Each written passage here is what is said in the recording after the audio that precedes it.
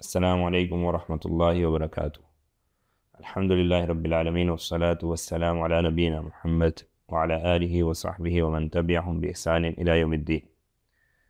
مرکز بصیرت مکہ مکرمہ کی طرف سے تیسری سالانہ دعوت دین کانفرنس میں آپ کو خوش آمدید کہتے ہیں۔ آج اس کانفرنس کا تیسرا اور آخری دن ہے۔ کانفرنس کا باقاعدہ آغاز پہلے مقرر سے کرتے ہیں۔ ہمارے پہلے مقرر ہیں جناب فضیلت الشیخ عبد الحسیب مدنی حافظہ اللہ تعالی۔ شیخ معروف عالم دین ہیں اور شیخ کا موضوع انتہائی اہم موضوع ہے۔ شیخ کا موضوع ہے سب سے پہلے توحید کیوں؟ سب سے پہلے توحید کیوں؟ توجہ سے سماعت فرمائیے۔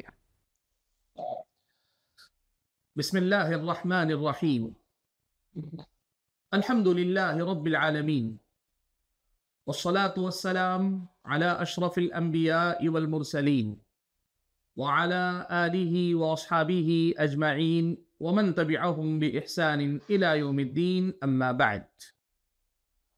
يا أيها الذين آمنوا اتقوا الله حق تقاته ولا تموتن إلا وأنتم مسلمون. يا أيها الناس اتقوا ربكم الذي خلقكم من نفس واحدة وخلق منها زوجها وبث منهما رجالا كثيرا ونساء واتقوا الله الذي تساءلون به والأرحام إن الله كان عليكم رقيبا. يا أيها الذين آمنوا اتقوا الله وقولوا قولا سديدا يصلح لكم أعمالكم ويغفر لكم ذنوبكم ومن يطع الله ورسوله فقد فاز فوزا عظيما. أما بعد، فاعوذ باللہ من الشیطان الرجیم، بسم اللہ الرحمن الرحیم، وما خلقت الجن والانس الا لیعبدون۔ محترم حضرات اور پردہ نشین خواتین اسلام، رب العالمین کا مجھ پر اور آپ سبھی حضرات اور خواتین پر بے انتہا فضل و کرم ہے کہ آج اس نے مجھ کو اور آپ کو اس مجلس میں شرکت کا موقع نصیب فرمایا ہے۔ آج آپ کے سامنے بہت ہی مختصر سے وقت میں بڑے ہی اہم اور انتہائی قیمتی عنوان پر مجھے اظہار خیال کرنا ہے۔ ہم اور آپ یہ بات اچھی طرح سے جانتے ہیں کہ اسلام کی بنیاد 5 چیزوں پر رکھی گئی۔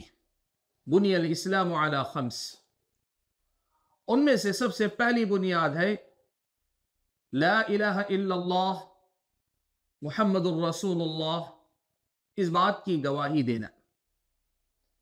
یہ جو کلمہ ہے شہادتین کا جو اقرار ہے، اس میں سے جو پہلی شہادت ہے، ہم اور آپ اقرار کرتے ہیں، گواہی دیتے ہیں کہ اللہ تبارک و تعالیٰ کے علاوہ معبود برحق مستحق عبادت کوئی اور نہیں ہے۔ اسی کو توحید کہتے ہیں، اور اللہ کے نبی صلی اللہ علیہ وسلم نے اس توحید کو اسلام کی اس عمارت کی پہلی اینٹ یا پہلی بنیاد اللہ کے نبی صلی اللہ علیہ وسلم نے قرار دیا ہے۔ یہ جو اللہ تبارک و تعالیٰ کی توحید ہے، اس میں اللہ کی ربوبیت میں اسے اکیلا اور یکتا جاننا کہ جو کچھ بحیثیت رب کرنے کے کام ہیں ان میں وہ منفرد ہے، اکیلا ہے، اس کے ساتھ کوئی شریک نہیں۔ اللہ تبارک و تعالیٰ کے جو اسماء حسنی ہیں، اس کی جو صفات علیاء ہیں، اس کے جتنے بھی افعال ہیں، ان تمام کے اندر اس کی وحدانیت اور اس کی یکتائی کو تسلیم کرنا، یہ توحید اسماء و صفات ہے۔ اللہ تعالیٰ کے لیے نام اور صفات جو قرآن و سنت میں آئے ہیں، ان کو ثابت بھی کیا جائے، اور اللہ تعالیٰ کو ان صفات میں، ان ناموں میں مخلوقات کے مشابہ نہیں ہے، اس بات کا عقیدہ بھی رکھا جائے، اور اس میں اللہ تبارک و تعالیٰ کی یکتائی کو تسلیم کیا جائے کہ وہ اکیلا ایسے جامع نام اسماء حسنی اور ایسے کمالات پر دلالت کرنے والی صفات میں اکیلا ہے۔ ان دونوں کے ساتھ ربوبیت اور اسماء و صفات، ان دونوں کی جانکاری کا نتیجہ کہ جب رب کی حیثیت سے وہ اکیلا ہے، وہ اپنی ذات اور صفات میں اکیلا، وہ اپنے ناموں میں اکیلا ہے، تو پھر اس کا لازمی تقاضا یہ ہے کہ وہ عبادت کا مستحق ہونے میں بھی اکیلا ہے۔ لہٰذا ہماری ہر ایک عبادت، ہر وہ کام جو ہم اور آپ اللہ تبارک و تعالیٰ کے لیے کرتے ہیں یا کرنے کا حکم ہم اور آپ کو دیا گیا، ہر عبادت کو صرف اللہ تبارک و تعالیٰ ہی کے لیے خالص رکھیں۔ یہ ہے شہادت کا مطلب، یا لا الہ الا اللہ کی گواہی کا مطلب۔ ہم اس بات کا اقرار کرتے ہیں کہ اللہ تبارک و تعالیٰ ہی معبود برحق ہے، اس لیے کہ وہی حقیقی رب بھی ہے، وہی اعلیٰ ذات اور صفات، بے مثال ذات اور بے مثال صفات کا حامل ہے۔ اس لیے ہم اور آپ اللہ تعالیٰ ہی کو عبادت کا مستحق اور اس کے لائق مانتے ہیں۔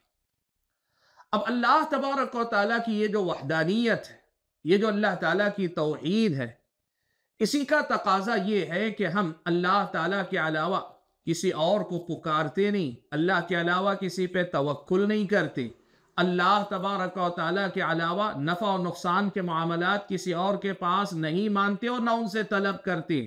ہم اللہ تبارک و تعالیٰ ہی کے لیے رکوع، قیام، سجدہ، اپنی ساری عبادتوں کو خالص رکھتے ہیں۔ اللہ تبارک و تعالیٰ کا خوف، اللہ تعالیٰ کی محبت، اللہ تعالیٰ سے امید، یہ جو عبادتوں کی مختلف قسمیں ہیں، ذبح کرنا ہے، اللہ تبارک و تعالیٰ ہی کے لیے نظر ماننا، ہر طرح کی عبادتوں کو صرف اللہ تبارک و تعالیٰ کے لیے ہی خالص رکھا جائے۔ ناظرین گرامی قدر، یہ بات ہم اور آپ کو یاد رکھنی چاہیے کہ رب العالمین کی یہ جو توحید ہے، یہ دین اسلام کی بنیاد ہے، اور یہ ایک مسلمان کی زندگی میں، بلکہ اس دنیا کے ہر انسان کی زندگی میں، بلکہ ہر جن و انس کی زندگی میں پہلا مسئلہ ہونا چاہیے، پہلی بنیاد ہونی چاہیے، پہلی ترجیح ہونی چاہیے۔ ہم اور آپ اگر ایمان اور اسلام قبول کر کے داخل ہو رہے ہیں، سب سے پہلا جو اقرار ہم لیتے ہیں وہ شہادتین کا ہی ہے۔ ہم اور آپ اگر علم حاصل کر رہے ہیں، رب العالمین کی معرفت اور اس کی توحید، اس میں ہماری پہل ہونی چاہیے۔ ہم اور آپ دوسروں کو دعوت دے رہے ہیں، دین کی طرف بلا رہے ہیں، چاہے وہ کسی غیر مسلم کو اسلام کی طرف بلا رہے ہیں یا بہکے بھٹکے مسلمانوں کو بلا رہے ہیں، وہ اللہ تعالیٰ کی توحید ہی کی طرف ہونا چاہیے۔ غرض یہ کہ ہمارے اور آپ کے دین کی پہلی بنیاد، ہمارے اور آپ کی اللہ تعالیٰ کے سامنے بندگی کی حقیقی اساس، یہ اللہ تعالیٰ کی توحید ہی ہے۔ آج میں آپ کے سامنے جو بات ذکر کرنا چاہتا ہوں وہ یہ کہ رب العالمین نے اس توحید ہی کو یہ مقام کیوں دیا، یا ہمیں کیوں رب العالمین کی توحید ہی کو سب سے پہلے نمبر پہ رکھنا چاہیے، پرائیورٹی کہیے، ترجیح کہیے، یہ مقام توحید ہی کے مسئلے کو کیوں دینا ہے۔ نماز بھی ہے، روزہ بھی ہے، زکوٰۃ بھی ہے، حج بھی ہے، قرآن کی تلاوت بھی ہے، اللہ کا ذکر بھی ہے، خدمت خلق کے بہت سارے دروازے ہیں، والدین کی خدمت ہے، بہت سارے مسائل ہیں، لیکن ان سب میں اللہ تبارک و تعالیٰ کی توحید ہی سب سے پہلا مقام، سب سے پہلا درجہ کیوں رکھتی ہے۔ چاہے ہم اپنی زندگی کی بات کریں، اپنے نئی نسل، اپنے بچوں کی تربیت کی بات کریں، یا ہم دعوت و تبلیغ کے میدان میں بات کریں، رب العالمین کی توحید کو سب سے پہلے ترجیح کیوں دینی چاہیے؟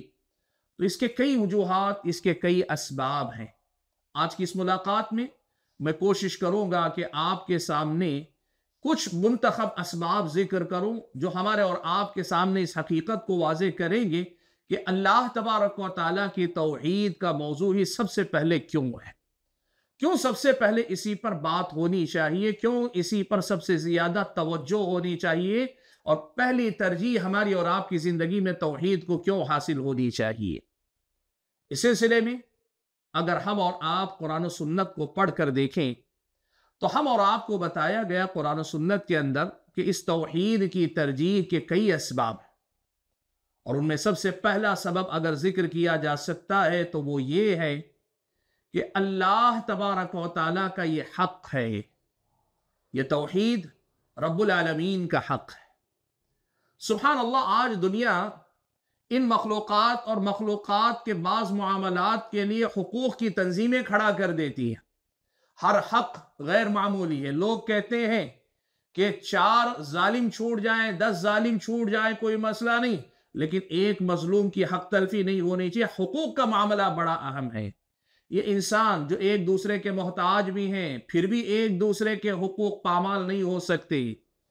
جانور، اطراف و اکناف جینے والے جو انسانوں ہی کی خدمت کے لیے پیدا کیے گئے، ان کے حقوق پامال نہیں ہو سکتے، تو جو رب العالمین ہے، ساری کائنات کا خالق، مالک اور بے نیاز ہے، اس کی اگر حق تلفی ہوتی ہے تو پھر اس سے بڑی حق تلفی دنیا میں کیا ہو سکتی؟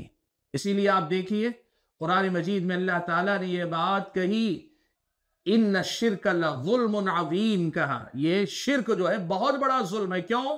اس لیے کہ اللہ تعالیٰ کی حق تلفی اگر شرک ہوتا ہے، اور اس کے مقابلے میں اللہ تبارک و تعالیٰ کی توحید، اللہ تبارک و تعالیٰ کا حق ادا کرنا ہے، سب سے پہلا حق، سب سے بڑا حق، سب سے عظیم حق، سب سے بڑی ذمہ داری ایک انسان پر جو عائد ہوتی ہے، وہ اپنے خالق، مالک، رازق، بلکہ اس کے تمام معاملات کا ذمہ دار جو اس کا معبود حقیقی ہے، اللہ تبارک و تعالیٰ کا حق ادا ہونا۔ اس لیے یہ توحید سب سے پہلے نمبر پر ہے۔ پیارے نبی صلی اللہ علیہ وسلم حضرت معاذ ابن جبل رضی اللہ تعالیٰ عنہ کو اپنے ساتھ سواری پر سوار کرائے ہوئے نکلے۔ آپ صلی اللہ علیہ وسلم پوچھتے ہیں کہ یا معاذ، اتدری ما حق اللہ علی العباد وما حق العباد علی اللہ؟ اے معاذ، کیا تمہیں پتا ہے کہ اللہ تعالیٰ پر بندوں کا کیا حق ہے اور بندوں پر اللہ تعالیٰ کا حق کیا ہے؟ حضرت معاذ ابن جبل نے کہا اللہ اس کے رسول بہتر جانتے ہیں۔ پیارے نبی صلی اللہ علیہ وسلم نے ارشاد فرمایا، حق اللہ علی العباد ان یعبدوہ ولا یشرکوا بہ شیئا۔ اللہ کا حق بندوں پر یہ ہے کہ وہ اللہ ہی کی عبادت کریں، اسی کی عبادت کریں اور اس کی عبادت میں کسی کو شریک نہ ٹھہرائیں، یہ اللہ کا حق ہے۔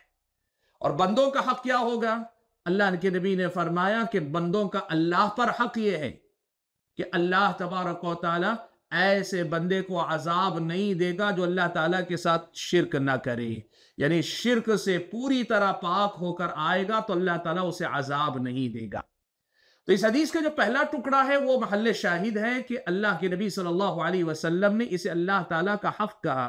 تو اس دنیا میں جب سب سے پہلا، سب سے بڑا اور سب سے اہم حق اللہ تعالیٰ کا ہے، تو ظاہر سی بات ہے کہ توحید سب سے اہم مسئلہ، سب سے پہلی ترجیح اور ہم سب کی پرائرٹی ہونی چاہیے۔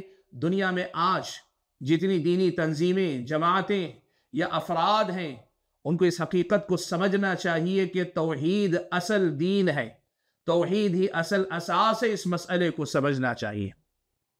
اگر ہم اور آپ قرآن و سنت کو پڑھ کر دیکھیں، توحید ہی کو ترجیح کیوں ہے، سب سے پہلے توحید کیوں ہونی چاہیے، اس کا دوسرا جواب ہم اور آپ کو یہ ملتا ہے کہ اس کائنات میں اللہ تعالیٰ نے جتنی مخلوقات پیدا کی ہیں، ان مخلوقات میں جن اور انسان اور جن، دو مخلوق ایسی ہیں جو مکلف ہیں، شریعت کے مکلف ہیں، ان کے علاوہ بقیہ مخلوقات غیر مکلف، بلکہ یہ بقیہ مخلوقات یوں کہیے ایک طرح سے جن اور انس کی خدمت کے لیے تابع اللہ تعالیٰ نے، کہ مسخر کیے ان کے لیے اللہ تعالیٰ نے۔ وَسَخَّرَ لَكُم مَا فِي السَّمَاوَاتِ وَمَا فِي الْأَرْضِ جَمِيعًا مِّنْ۔ اب یہ جو جن اور انس ہے، ان کے پیدا کیے جانے کا مقصد کیا ہے؟ اللہ نے فرمایا وَمَا خَلَقْتُ الْجِنَّ وَالْإِنسَ إِلَّا لِيَعْبُدُونَ۔ جن اور انس کو میں نے پیدا ہی اس لیے کیا کہ وہ میری عبادت کریں۔ حضرت ابن عباس رضی اللہ تعالی عنہما نے اس آیت کی تفسیر میں کہا إِلَّا لِيُوَحِّدُونَ، میں نے پیدا اس لیے کیا کہ یہ میری توحید کی پابندی کرے، یہ میرے ساتھ موحد رہے، مجھے اکیلا عبادت کا مستحق مان کر صرف میری عبادت کرتے رہے۔ یہ ہمارے پیدا کیے جانے کا مقصد، یعنی اس کائنات کا سب سے اہم حصہ وہ مکلف مخلوق ہے، انسان اور جن، اور ان کی زندگی کا جو مقصد ہے وہ مقصد ہے اللہ تبارک و تعالیٰ کی توحید۔ تو ظاہر سی بات ہے توحید کو اگر ترجیح نہیں حاصل ہوگی تو پھر کس چیز کو ترجیح حاصل ہوگی؟ اس کائنات کی سب سے بڑی سچائی رب العالمین کی توحید ہے، اور اس کائنات کا سب سے بڑا مسئلہ رب العالمین کی توحید ہے۔ اسی لیے اللہ تبارک و تعالیٰ نے اسے انسانوں کی زندگی کا مقصد قرار دیا ہے۔ یہ مسئلہ، یہ بنیاد ہے جس کی وجہ سے توحید کو سب سے پہلے ترجیح حاصل ہونی چاہیے۔ حاصل گرامی قدر، اگر ہم قرآن و سنت میں ڈھونڈنا چاہیں اور کئی اسباب ہم اور آپ کو ملتے ہیں کہ کیوں توحید ہی کو ترجیح حاصل ہونی چاہیے۔ اس کی ایک وجہ یہ بھی ہم اور آپ کو ملتی کہ قرآن مجید میں اللہ تبارک و تعالیٰ نے فرمایا وَمَا أَرْسَلْنَا مِن قَبْلِكَ مِن رَسُولٍ إِلَّا نُوحِي إِلَيْهِ أَنَّهُ لَا إِلَهَ إِلَّا أَنَا فَاعْبُدُونِ۔ اللہ نے جتنے بھی انبیاء کو بھیجا، جتنے بھی رسول اللہ نے بھیجے، حضرت آدم سے لے کے پیارے نبی محمد صلی اللہ علیہ وسلم تک، جن پر نبوت رسالت کا سلسلہ اللہ نے ختم کر دیا، اللہ تعالیٰ نے جتنے بھی انبیاء اور رسول بھیجے، یعنی تمام قوموں میں الگ الگ قسم کی قومیں، الگ الگ مزاج کی قومیں، الگ الگ تہذیبوں کی عامل قومیں، لیکن سب کے پاس اللہ نے پیغام بھیجا تو لا الہ الا ان، کہ میں ہی معبود برحق ہوں، میری ہی عبادت ہونی چاہیے۔ تمام انبیاء کی بعثت کا مقصد، تمام آسمانی کتابوں کے اتارے جانے کا مقصد، یا یوں کہیے کہ اس کائنات میں اللہ تعالیٰ کی جتنی شریعتیں نازل ہوئی، ان تمام شریعتوں کا سب سے بنیادی مسئلہ اللہ تعالیٰ کی توحید، جو مسئلہ بدلتے زمانے کے ساتھ نہ بدلے، قوموں کے بدلنے سے نہ بدلے، علاقے کے بدلنے سے نہ بدلے، حالات کے بدلنے سے نہ بدلے، وہ مسئلہ یقیناً وہ بنیادی مسئلہ ہے کہ جس کی حیثیت آفاقی، جس کی حیثیت بین الاقوامی، جس کی حیثیت لازوال سچائی کی ہے، جس کی حیثیت اس کائنات کے سب سے بڑے مسئلے کی ہے۔ اللہ تعالیٰ نے اسی کی خاطر، یعنی اسی مسئلے کو سمجھانے، بتانے، اسی کی طرف بلانے اور اسی پر عمل پیرا ہونے کی تبلیغ کرنے کے لیے اللہ تعالیٰ نے انبیاء کو بھیجا اور ان پر کتابیں اتاری ہیں۔ تو ظاہر سی بات ہے توحید کا مسئلہ سب سے بڑا مسئلہ ہوگا۔ ناظرین کرام، اگر ہم قرآن و سنت میں دیکھیں اور کیا اسباب ہیں، تو قرآن و سنت میں اور کئی سبب ہم اور آپ کو ملتے ہیں کہ توحید ہی سب سے اہم کیوں ہے۔ ان کے اسباب میں سے ایک سبب یہ کہ اس کائنات میں اگر ہم اور آپ کو اس کائنات کو ایک بہتر جگہ بنانا ہے، دنیا، اور اس کائنات سے آگے بڑھ کر آخرت میں بھی اللہ تبارک و تعالیٰ کے پاس کامیابی حاصل کرنی ہے، تو اس کی ابتدا توحید سے ہونی چاہیے۔ ہمارے دین میں عبادات ہیں، معاملات ہیں، اخلاق ہیں، اور اگر ہم تفصیل میں جا کر بولنا چاہیں تو معاملات کے اندر لوگوں کی سیاست بھی ہے، لوگوں کے گھریلو معاملات ہیں، لوگوں کی تجارتیں، لین دین ہیں، لوگوں کے جھگڑے، ان کی صلح ہے، لوگوں کی شادی بیاہ، ان کے طلاق، ان کے رشتے ناتوں کے مسائل ہیں، بہت ساری مسائل، ان کی خوشیاں، ان کے غم، یہ ساری زندگی اللہ تبارک و تعالیٰ کی بندگی کے دائرے میں آنی چاہیے۔ اب ایک انسان کو ان تمام چیزوں میں یا اس پورے دائرے میں اللہ تعالیٰ کی بندگی پر ثابت قدم رہنا ہے، تو جس طرح چکی آپ نے دیکھی ہے، چکی گول گول گھومتی رہتی ہے اور اپنا آٹا پیستی رہتی ہے، تو اس کے لیے ضروری ہوتا ہے کہ بیچ میں، بالکل بیچوں بیچ وہ کھوٹا رہے جس کے اطراف جو ہے چکی گھومتی ہو۔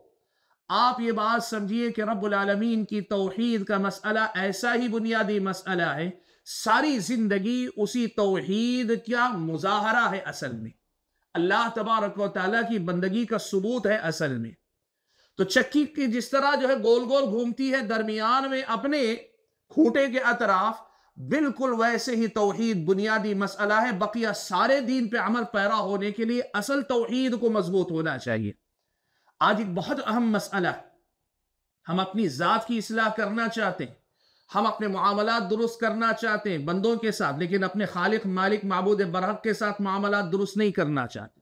اصلاح معاشرہ کے نام پہ ہم بڑے بڑے پروگرام یا بڑی بڑی کانفرنسیں کرنا چاہتے ہیں، لیکن سماج سدھار کی ہم بات کرتے ہیں، بندے اور رب کے درمیان کے رشتے کو مضبوط کرنے، اس میں جو چیزیں داخل ہو گئی اس کو نکال باہر کرنے، خالص بندگی پر مبنی رشتہ قائم کرنے پر ہم محنت نہیں کرتے۔ یہ اتنی ساری دینی تنظیمیں جو کام کرتی ہیں، ان کے کام، اتنی ساری محنتیں کیوں منزل مقصود تک نہیں پہنچ پا رہی؟ بنیادی وجہ یہ ہے کہ اصل بنیاد توحید کو چھوڑ کر بقیہ سارے پہلوؤں پہ کام ہوتا ہے۔ جس دن اس بنیادی مسئلے پر کام ہوگا، آپ دیکھیے رب العالمین کے فضل و کرم کے بعد مملکت توحید سعودی عرب کے اندر آپ نے دیکھا شیخ الاسلام محمد بن عبد الوہاب رحمۃ اللہ علیہ نے اس توحید کو محور اور مرکز بنایا، ایسی مستحکم اور پائیدار اور مثالی حکومت قائم کی۔ بقول شیخ ابن باز رحمۃ اللہ علیہ، خلافت راشدہ کے بعد یہ جو دور بعد کے زمانے کا گزرا ہے، شاید ہی کوئی ایسی مملکت ملے یا کوئی ایسی حکومت ملے جس نے سنت کی اور توحید کی اتنی خدمت کی ہو جتنی اس حکومت کو اللہ تعالیٰ نے توفیق بخشی ہے۔ یہ برکت ہے اس توحید کی، اس لیے کہ دین سارا کا سارا اصل میں اسی توحید سے جڑا ہوا ہے۔ اب ظاہر سی بات ہے جب اتنی اہم اس کی حیثیت ہے تو پہلی ترجیح اس توحید کو ہونی چاہیے، اس پہ اصل میں محنت کی جانی چاہیے۔ یہ ہمارا اور آپ کا اصل مدعا اور ہمارا اور آپ کا اصل مسئلہ ہونا چاہیے۔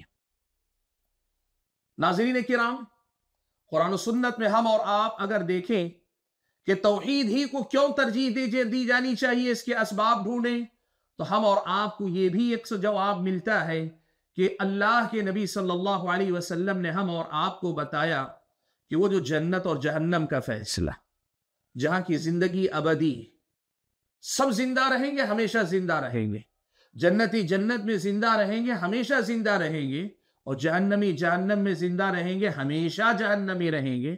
اس کا حقیقی جو فیصلہ ہوگا نا، اصل جو ہمیشہ جنت میں رہنے یا ہمیشہ جہنم میں رہنے کا جو اصل فیصلہ ہوگا، اس کی اصل بنیاد اسی توحید کے مسئلے پہ۔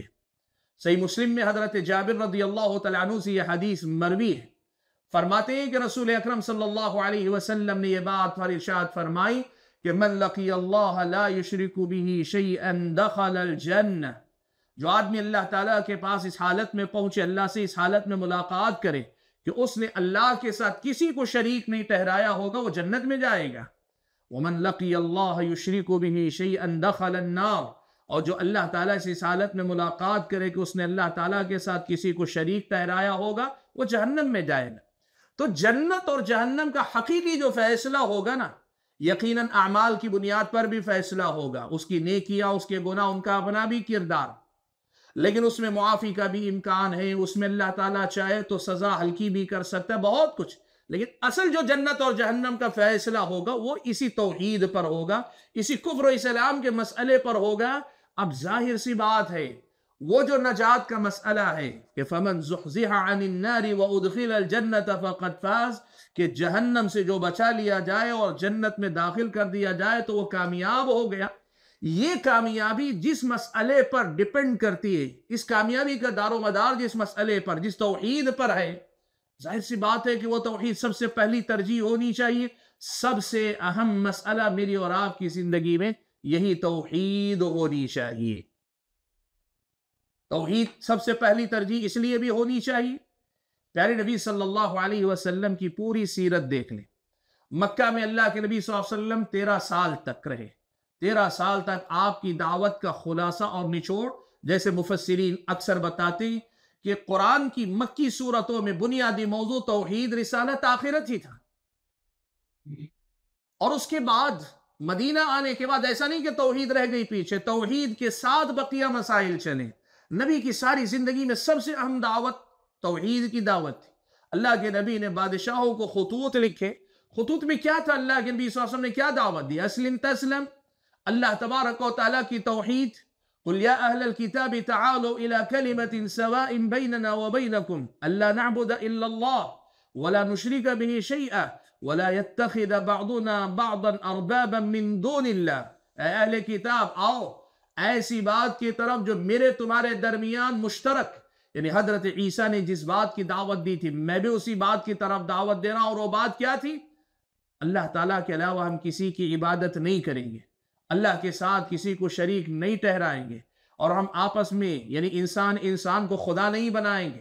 یہ جو دعوت ہے توحید کی، یہی تو اللہ کے نبی نے ساری زندگی کام کیا، اسی دعوت کی تکمیل تھی بقیہ ساری شریعت، اسی توحید کی دعوت کو نتیجے تک پہنچانے کا معاملہ تھا۔ اب آپ قرآن و سنت کی ایک اور حوالے کی طرف چلے، میں آپ کو لے کر چلتا ہوں۔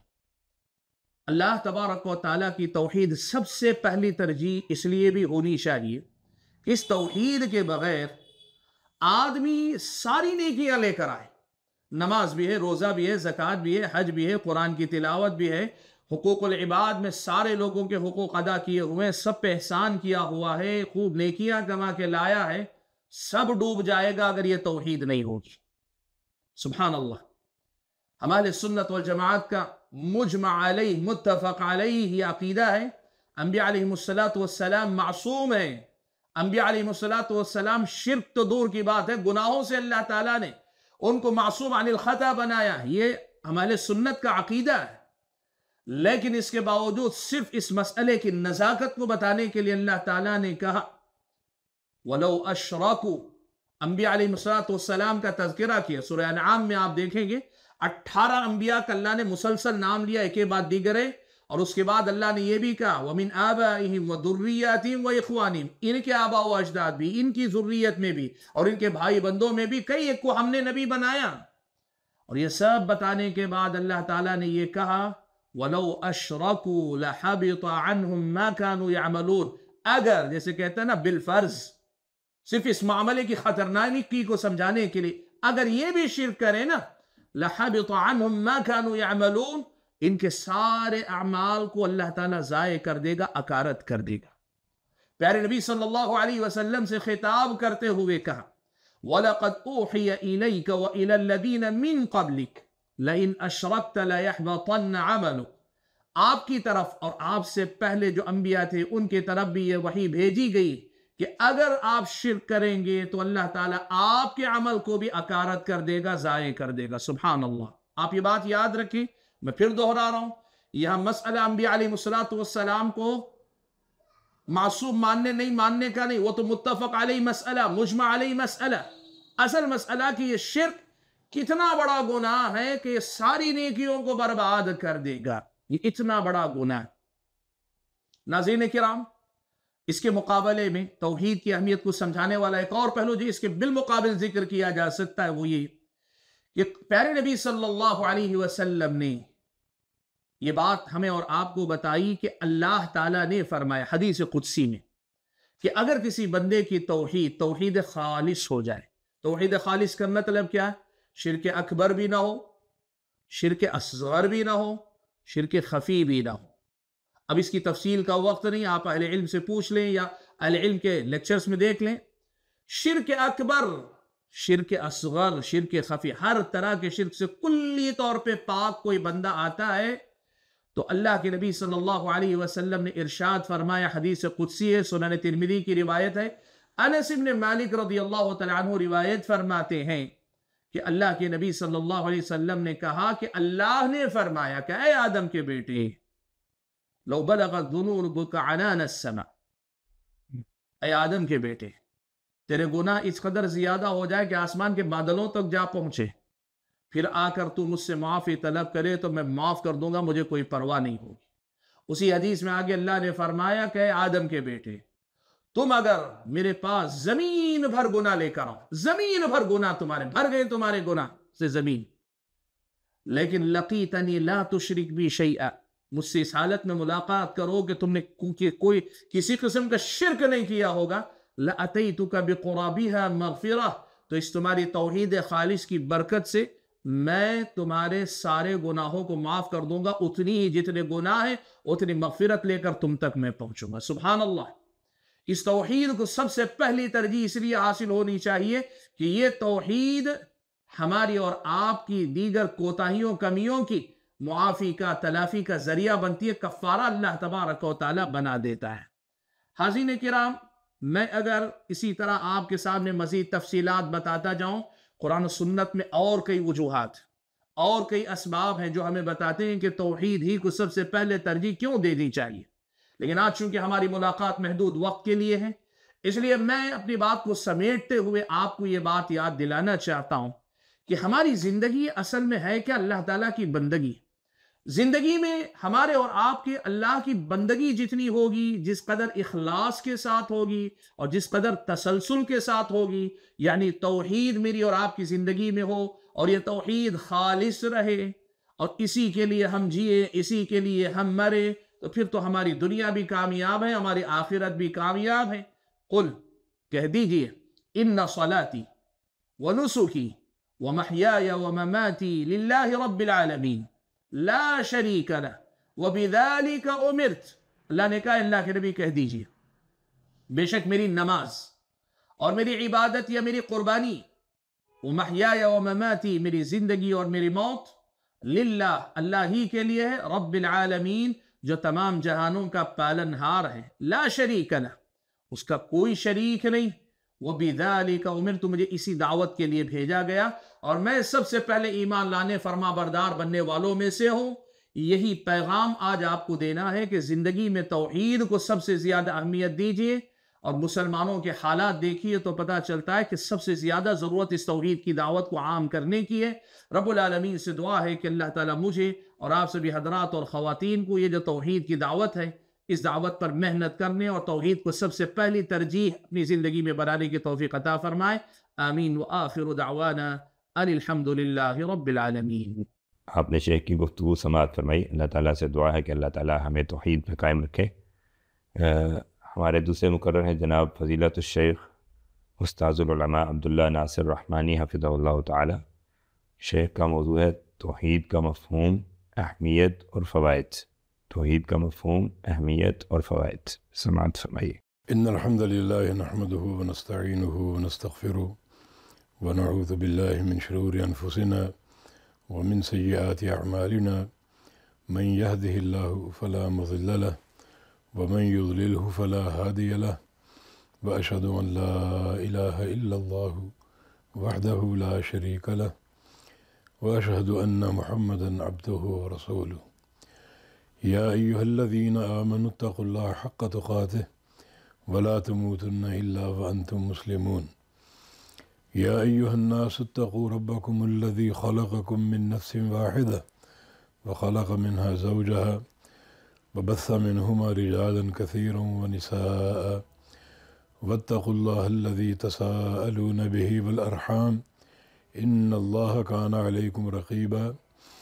يا أيها الذين آمنوا اتقوا الله وقولوا قولا سديدا يصلح لكم أعمالكم ويغفر لكم ذنوبكم، ومن يطع الله ورسوله فقد فاز فوزا عظيما. اللهم صل على محمد وعلى آل محمد كما صليت على إبراهيم وعلى آل إبراهيم إنك حميد مجيد. اللهم بارك على محمد وعلى آل محمد كما باركت على إبراهيم وعلى آل إبراهيم إنك حميد مجيد. سبحانك لا علم لنا إلا ما علمتنا إنك أنت العليم الحكيم. رب اشرح لي صدري ويسر لي أمري واحلل عقدة من لساني يفقه قولي. أعوذ بالله من الشيطان الرجيم من همزه ونفخه ونفثه. بسم الله الرحمن الرحيم. وَلَقَدْ بَعَثْنَا فِي كُلِّ أُمَّةٍ رَسُولًا أَنِ اعْبُدُوا اللَّهَ وَاجْتَنِبُوا الطَّاغُوتَ.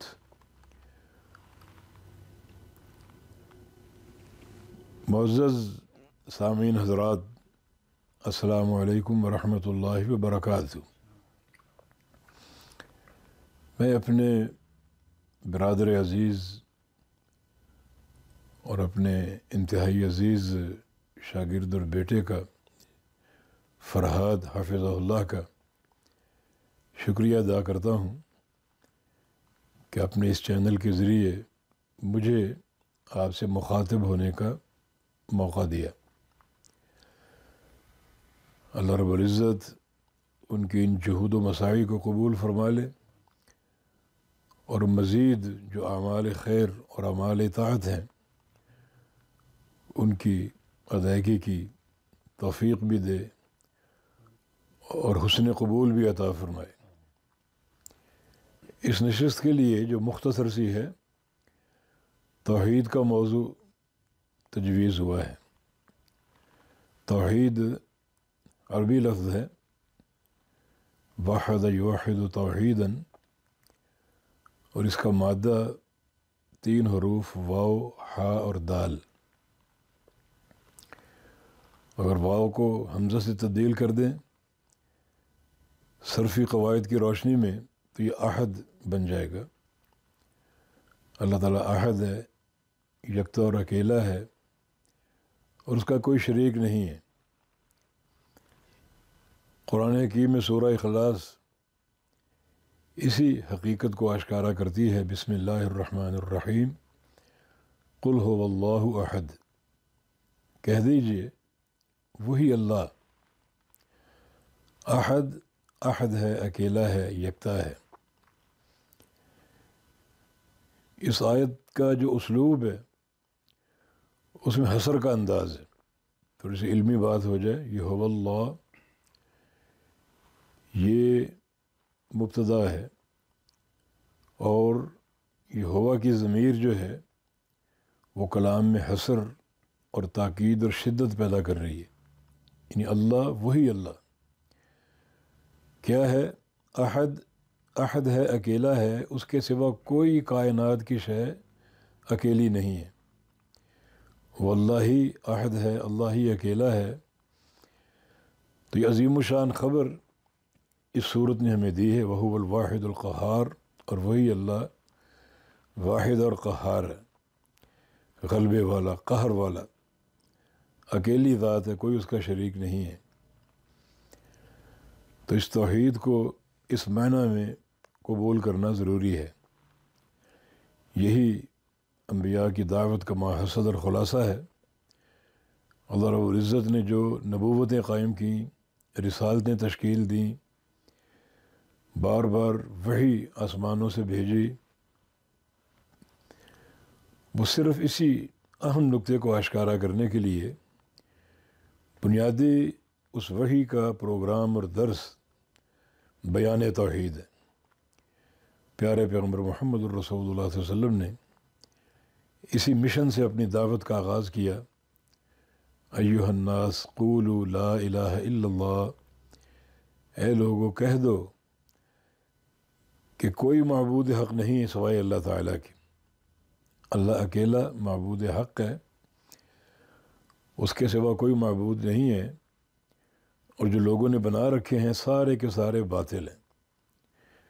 ان کا کتنا اونچا نام ہو اور کتنا بڑا ان کا مشن ہو اور کتنا وسیع ان کا حلقہ ہو، لیکن سب باطل ہیں، صرف اللہ ہی معبود حق ہے، سچا معبود ہے۔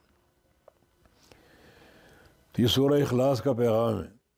قل هو اللہ احد، کہہ دیجئے کہ وہ اللہ، وہی اللہ احد ہے، اکیلا ہے، یکتا ہے، جس کا کوئی شریک نہیں ہے۔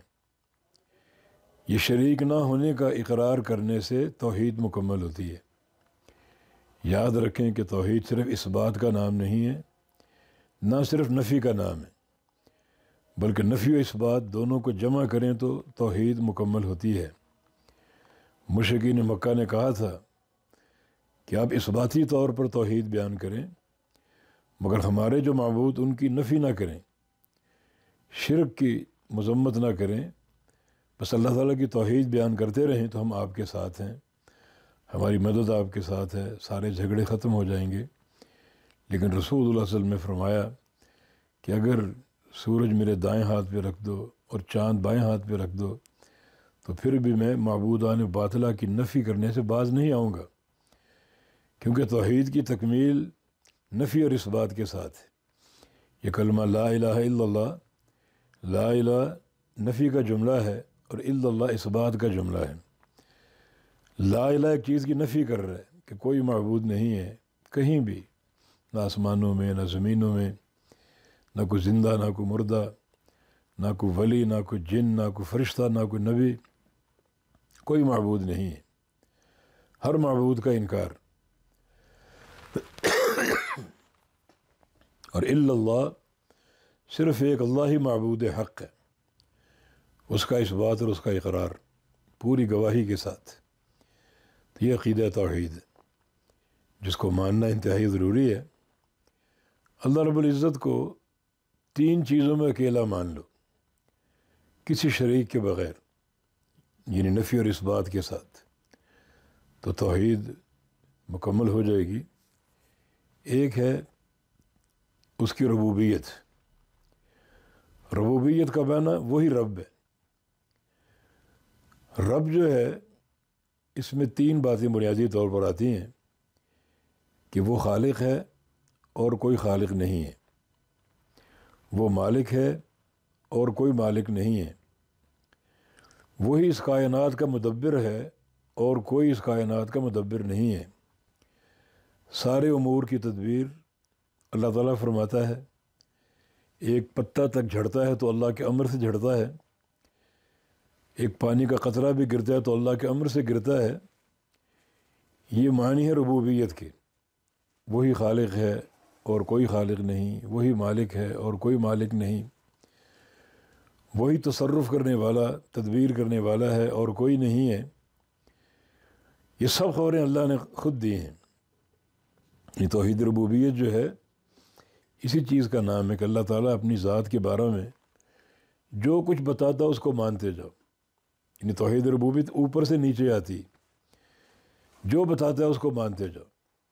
میں خالق ہوں، میں مالک ہوں، میں رازق ہوں، میں مشکل کشا ہوں، میں حاجت روا ہوں، میں داتا ہوں، میں غوث ہوں، میں دستگیری کرنے والا ہوں اور کوئی نہیں ہے۔ یہ سب مانتے جاؤ، یہ توحید ربوبیت ہے۔ یعنی توحید ربوبیت کا علم اوپر سے نیچے ہم تک پہنچتا ہے۔ اللہ کی ذات کا تعارف، اس کی صفات کی معرفت، اللہ تعالیٰ جو اپنے بارے میں بتاتا جائے اس کو مانتے جاؤ، قبول کرتے جاؤ۔ یہ سب ربوبیت کی توحید ہے۔ قل هو اللہ احد، کہہ دو وہ اللہ ایک ہے، رب ہونے میں، خالق اور مالک ہونے میں، رازق ہونے میں، مشکل کشا ہونے میں، حاجت روا ہونے میں، وہ ایک اللہ ہے۔ جملہ امور کی تدبیر کرنے میں کوئی اس تدبیر میں شریک نہیں ہے۔ تو اس سب کو ماننا یہ توحید ربوبیت ہے۔ دوسری قسم توحید الوہیت، الوہیت الہ سے، کہ وہی ایک اللہ معبود ہے، معبود حق، اور کوئی معبود نہیں۔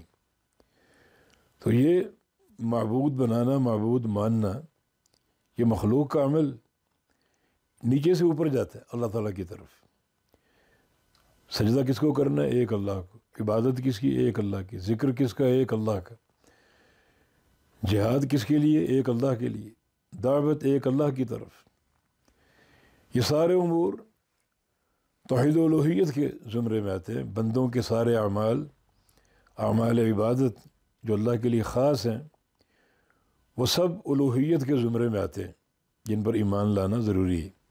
وہی ایک اللہ الہ ہے، وہی ایک اللہ عبادت کے لائق ہے، اور صدقہ اسی کے نام کا، زکوٰۃ اسی کے لیے، روزہ اسی کے لیے، حج اس کے لیے، خوف اس کے لیے، محبت اس کے لیے۔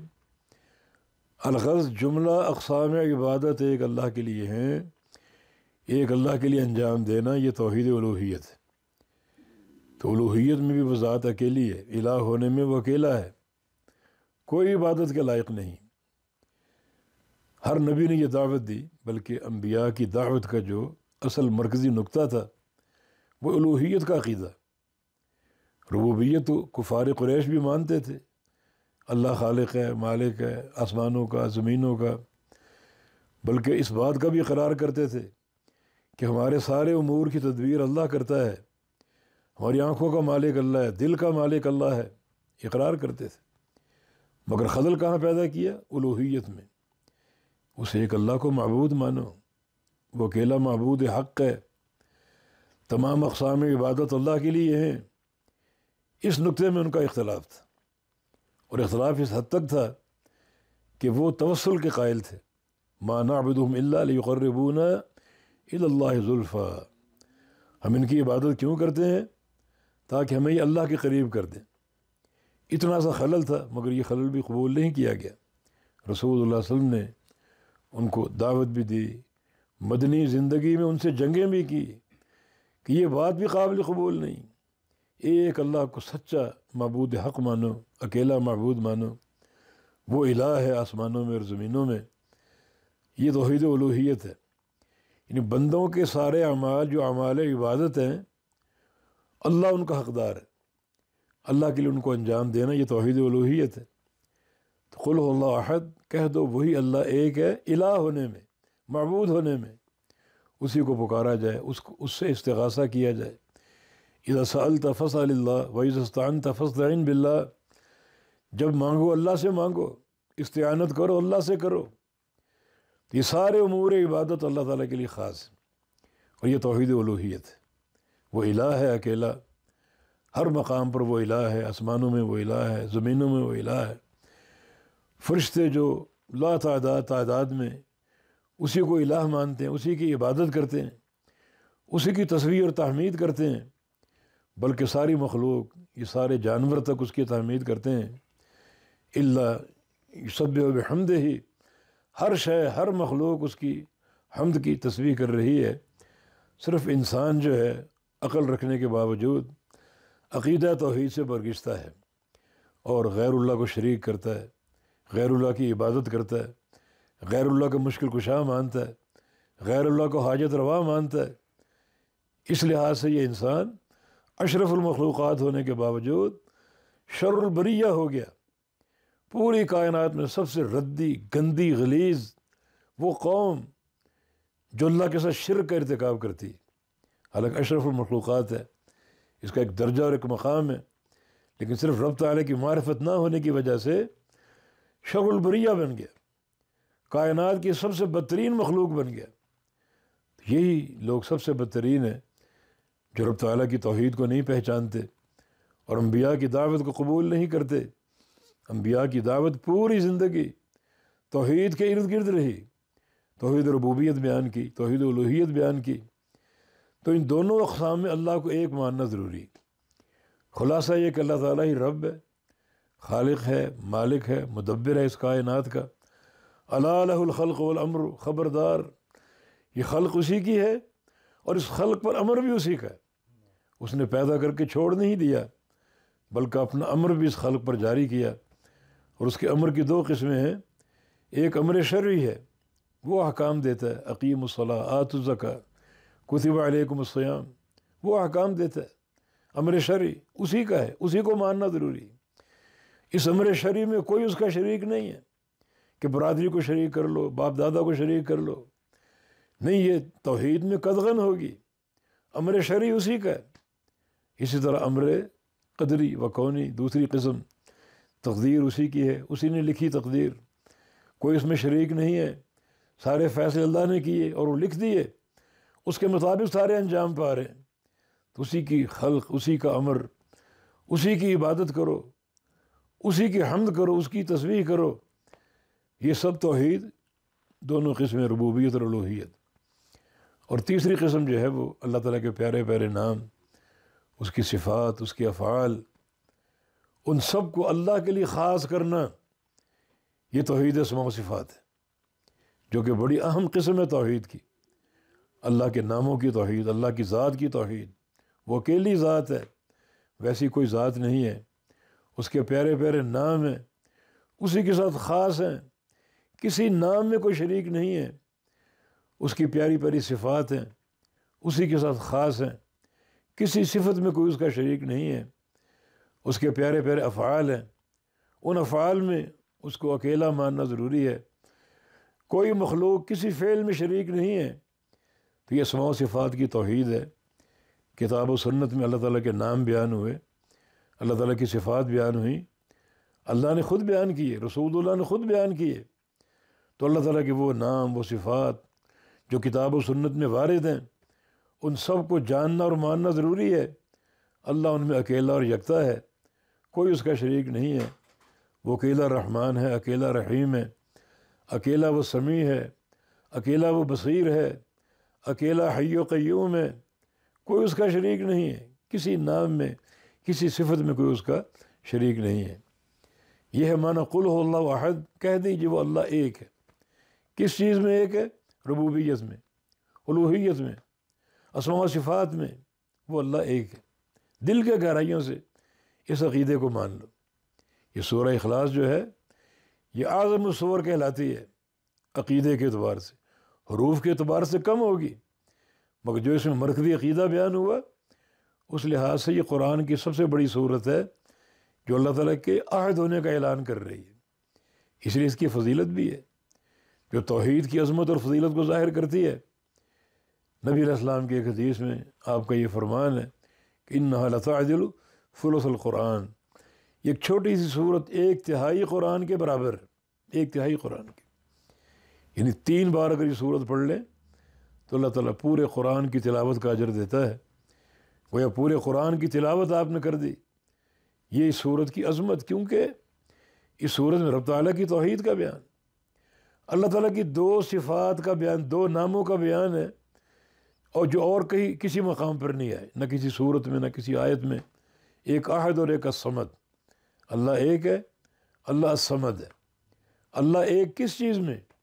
اپنی ربوبیت میں ایک ہے، الوہیت میں ایک ہے، اسماء و صفات میں ایک ہے. اور اللہ الصمد ہے، کامل، اس ذات میں کوئی نقص نہیں ہے. کس چیز میں کامل ہے؟ اپنی ربوبیت میں کامل ہے، الوہیت میں کامل ہے، اسماء و صفات میں کامل ہے، سارے افعال میں کامل ہے.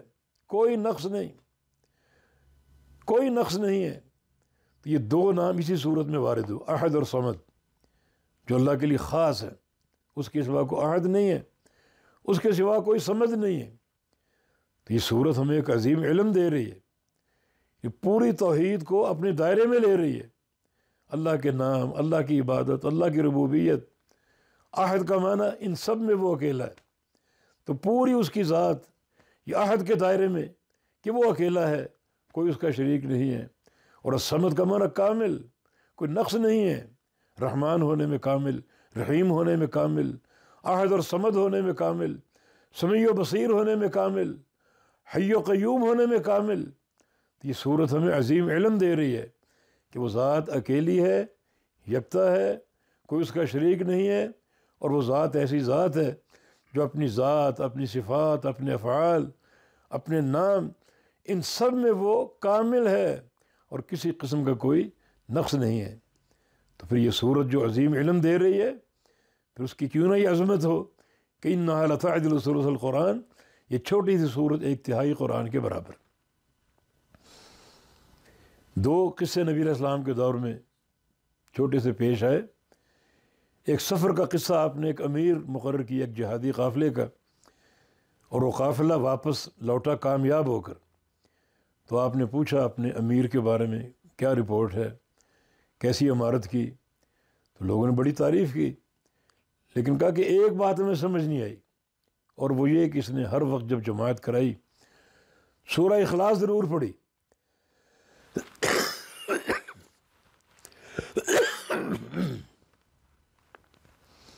سورہ اخلاص ضرور پڑھی، قرات کا اختتام سورہ اخلاص پہ کرتا. اور اس سے پوچھو ایسا کیوں کرتا تھا؟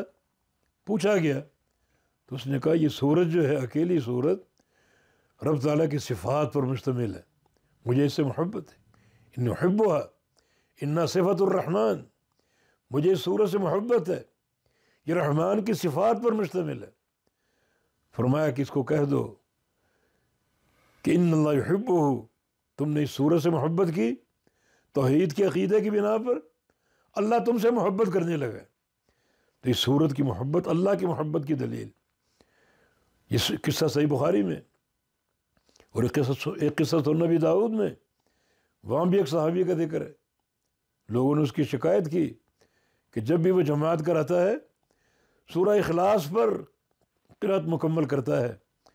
پوچھا کیوں؟ اس سے پوچھا گیا، اس کا بھی یہی جواب تھا، لأنہا صفت الرحمن، یہ رحمان کی صفات پر مشتمل ہے، مجھے سورت سے محبت ہے.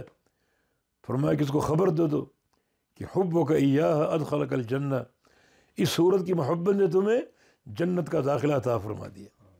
یہ توحید کی عظمت اور توحید کی فضیلت. جس قدر اس سے محبت کرو گے فہم کے ساتھ، فہم یہ کہ وہ اکیلا ہے، کوئی اس کا شریک نہیں، اور وہ کامل و اکمل ہے، اس کی ذات میں کوئی نقص نہیں ہے. نقص لوگ پیدا کرتے ہیں، کیسے؟ اس کا شریک مقرر کر کے، اس کا پارٹنر بنا کر، فلاں اس کا شریک ہے، فلاں اس کا شریک ہے، فلاں شفا دیتا ہے، فلاں اولاد دیتا ہے، اور فلاں جو ہے وہ مشکلات حل کرتا ہے، مسبب الاسباب ہے. شریک مقرر کر کے، یہ شراکت داری جانتے ہو کیا ہے؟ یہ سب سے بڑے نقص کی دلیل ہے. شریک آپ کب بناتے ہیں؟ اپنے کاروبار میں کسی کو شریک کب کرتے ہیں؟ جب آپ میں کوئی کمی ہو، سرمایہ کی کمی ہے، نفری کی کمی ہے، تعداد کی کمی ہے، تو آپ اپنے کسی بھائی کو، کسی دوست کو اپنا شریک بنا لیتے ہیں تاکہ مل کر کام کرے. اکیلا میں سنبھال نہیں سکتا اللہ کی ذات میں کون سا عجز اور نقص ہے، کون سی کمی کہ اس کے شریک مقرر کرتے ہو اور ان مخلوقات کو رب تعالیٰ کے برابر قرار دیتے ہو، تو یہ شرک ناقابل معافی جرم ہے۔ اللہ کی ذات کامل و اکمل ہے، اور اس کا شریک مقرر کرنا اس کی ذات میں نقص پیدا کرنے کے مترادف ہے، کمی منسوب کرنے کے مترادف ہے، اور اللہ کی ذات اس سے پاک ہے۔ سبحان اللہ، اسی عقیدے کی تعبیر ہے، اللہ پاک ہے۔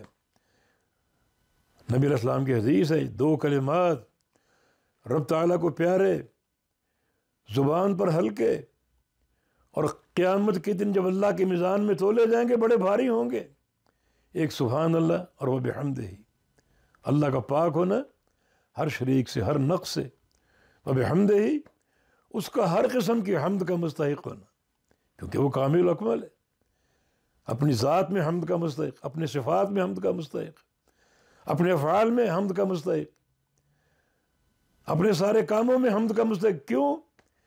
کیونکہ ان سب میں وہ کامل و اکمل ہے، مکمل، لہذا حمد کا مستحق ہے۔ اور کوئی ذات لاؤ جو کامل ہو ہر لحاظ سے کہ اس کی بھی تعریف کی جائے، نہیں، تعریف صرف ایک اللہ کی، اللہ تعالیٰ ہی ساری باتوں میں، سارے امور میں ایک مکمل ذات ہے جس میں کوئی نقص نہیں اور کوئی کمی نہیں۔ مشرک جو ہے وہ شرک کا ارتکاب کر کے اللہ کی ذات اور صفات میں اور اس کے افعال میں نقائص کو منسوب کرتا ہے، اور بڑا بھیانک جرم ہے، یہ بڑا بھیانک جرم ہے۔ اس لیے مشرک کے لیے دائمی جہنم ہے، دائمی جہنم، وما ہم بخارجین من النار، ان کو جہنم سے کبھی باہر نہیں نکالا جائے گا، ہمیشہ جہنم میں رہیں گے، ہمیشہ کے لیے۔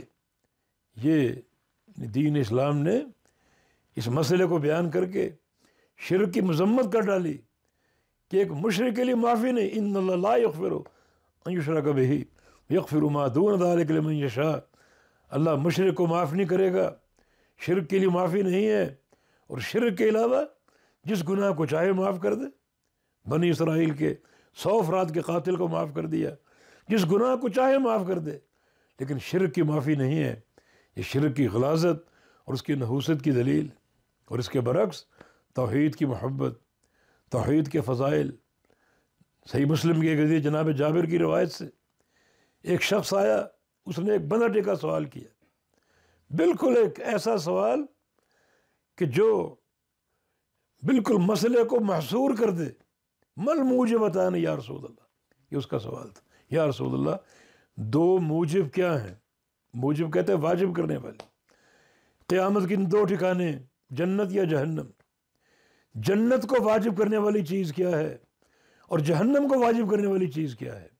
وہ کون سا عمل جس پر جنت واجب ہو جائے گی چاہے اور کچھ بھی نہ ہو، اور وہ کون سا عمل جس پر جہنم واجب ہو جائے گی چاہے ساری عبادات اور ساری نیکیاں جمع کر لی جائیں؟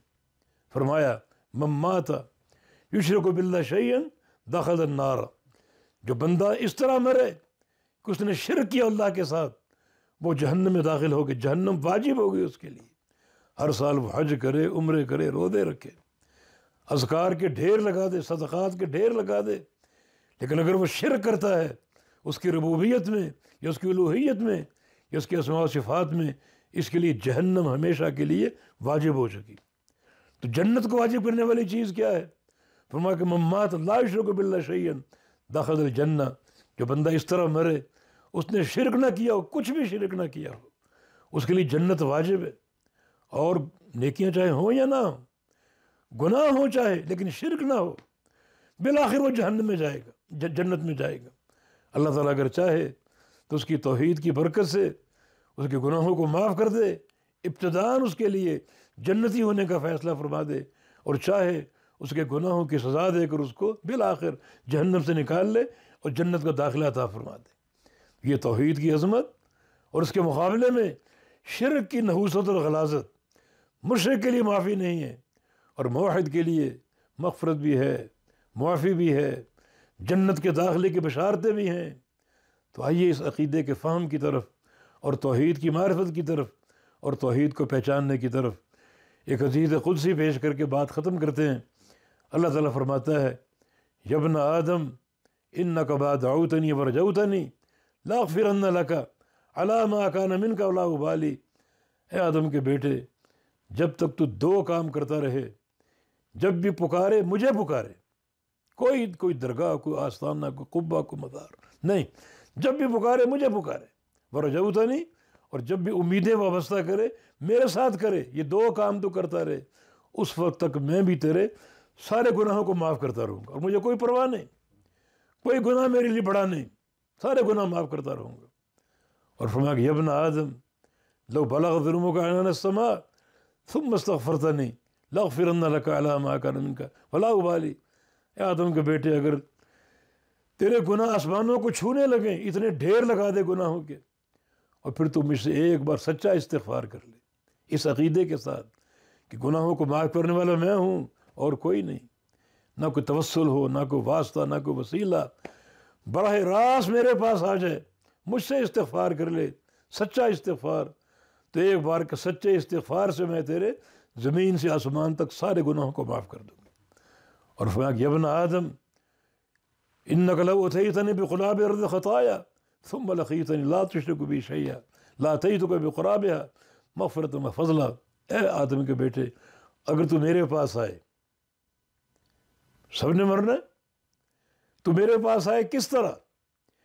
یہ ساری زمین گناہوں سے بھر کر میرے پاس آ گیا، زندگی بھر گناہ کرتا رہا، معصیتیں کرتا رہا، یہ گناہ لے کر میرے پاس آ گیا، پوری زمین بھری پڑی، مگر ان گناہوں میں شرک نہیں ہے، ہر طرح کا گناہ ہے، تو شرک نہ کرنے کی برکت سے میں اس زمین سے تیرے گناہوں کو دھو ڈالوں گا اور اپنی مغفرت، اپنا فضل بھر کے تجھے لوٹا دوں گا۔ یہ عقیدہ توحید کی عظمت ہے، اور اس کے مقابلے میں شرک کی نحوست اور غلاظت ہے۔ شرک ایک ذرے کے برابر ہو، ساری باتیں فیل، انسان ناکام، اور توحید اگر موجود ہے، فہم توحید موجود ہے، اس مختصر مفہوم کے ساتھ جو ہم نے عرض کیا، تو وہ انسان کامیاب ہے۔ اگر ساتھ ساتھ نیکیاں ہوں، اعمال صالحہ ہوں، تو یہ نور پر نور ہے، بندہ بڑا درجات علا پا لے گا۔ اور اگر توحید تو موجود ہے، بندہ گناہ گار بھی ہے، تو اللہ توحید کی برکت سے گناہوں کو معاف کرنے پر قادر ہے، اور اگر وہ گناہوں کی سزا دینا چاہے، سزا دینے پر بھی قادر ہے، مگر اس کا یہ وعدہ ہے کہ ایسے بندے کو ہمیشہ جہنم میں نہیں رکھوں گا۔ البتہ شرک کرنے والا نیکیوں کے ڈھیر لے کر آ جائے، مگر ہمیشہ دائمی وہ جہنم کا لقمہ بنا رہے گا، اور جہنم میں دائمی وہ داخل رہے گا۔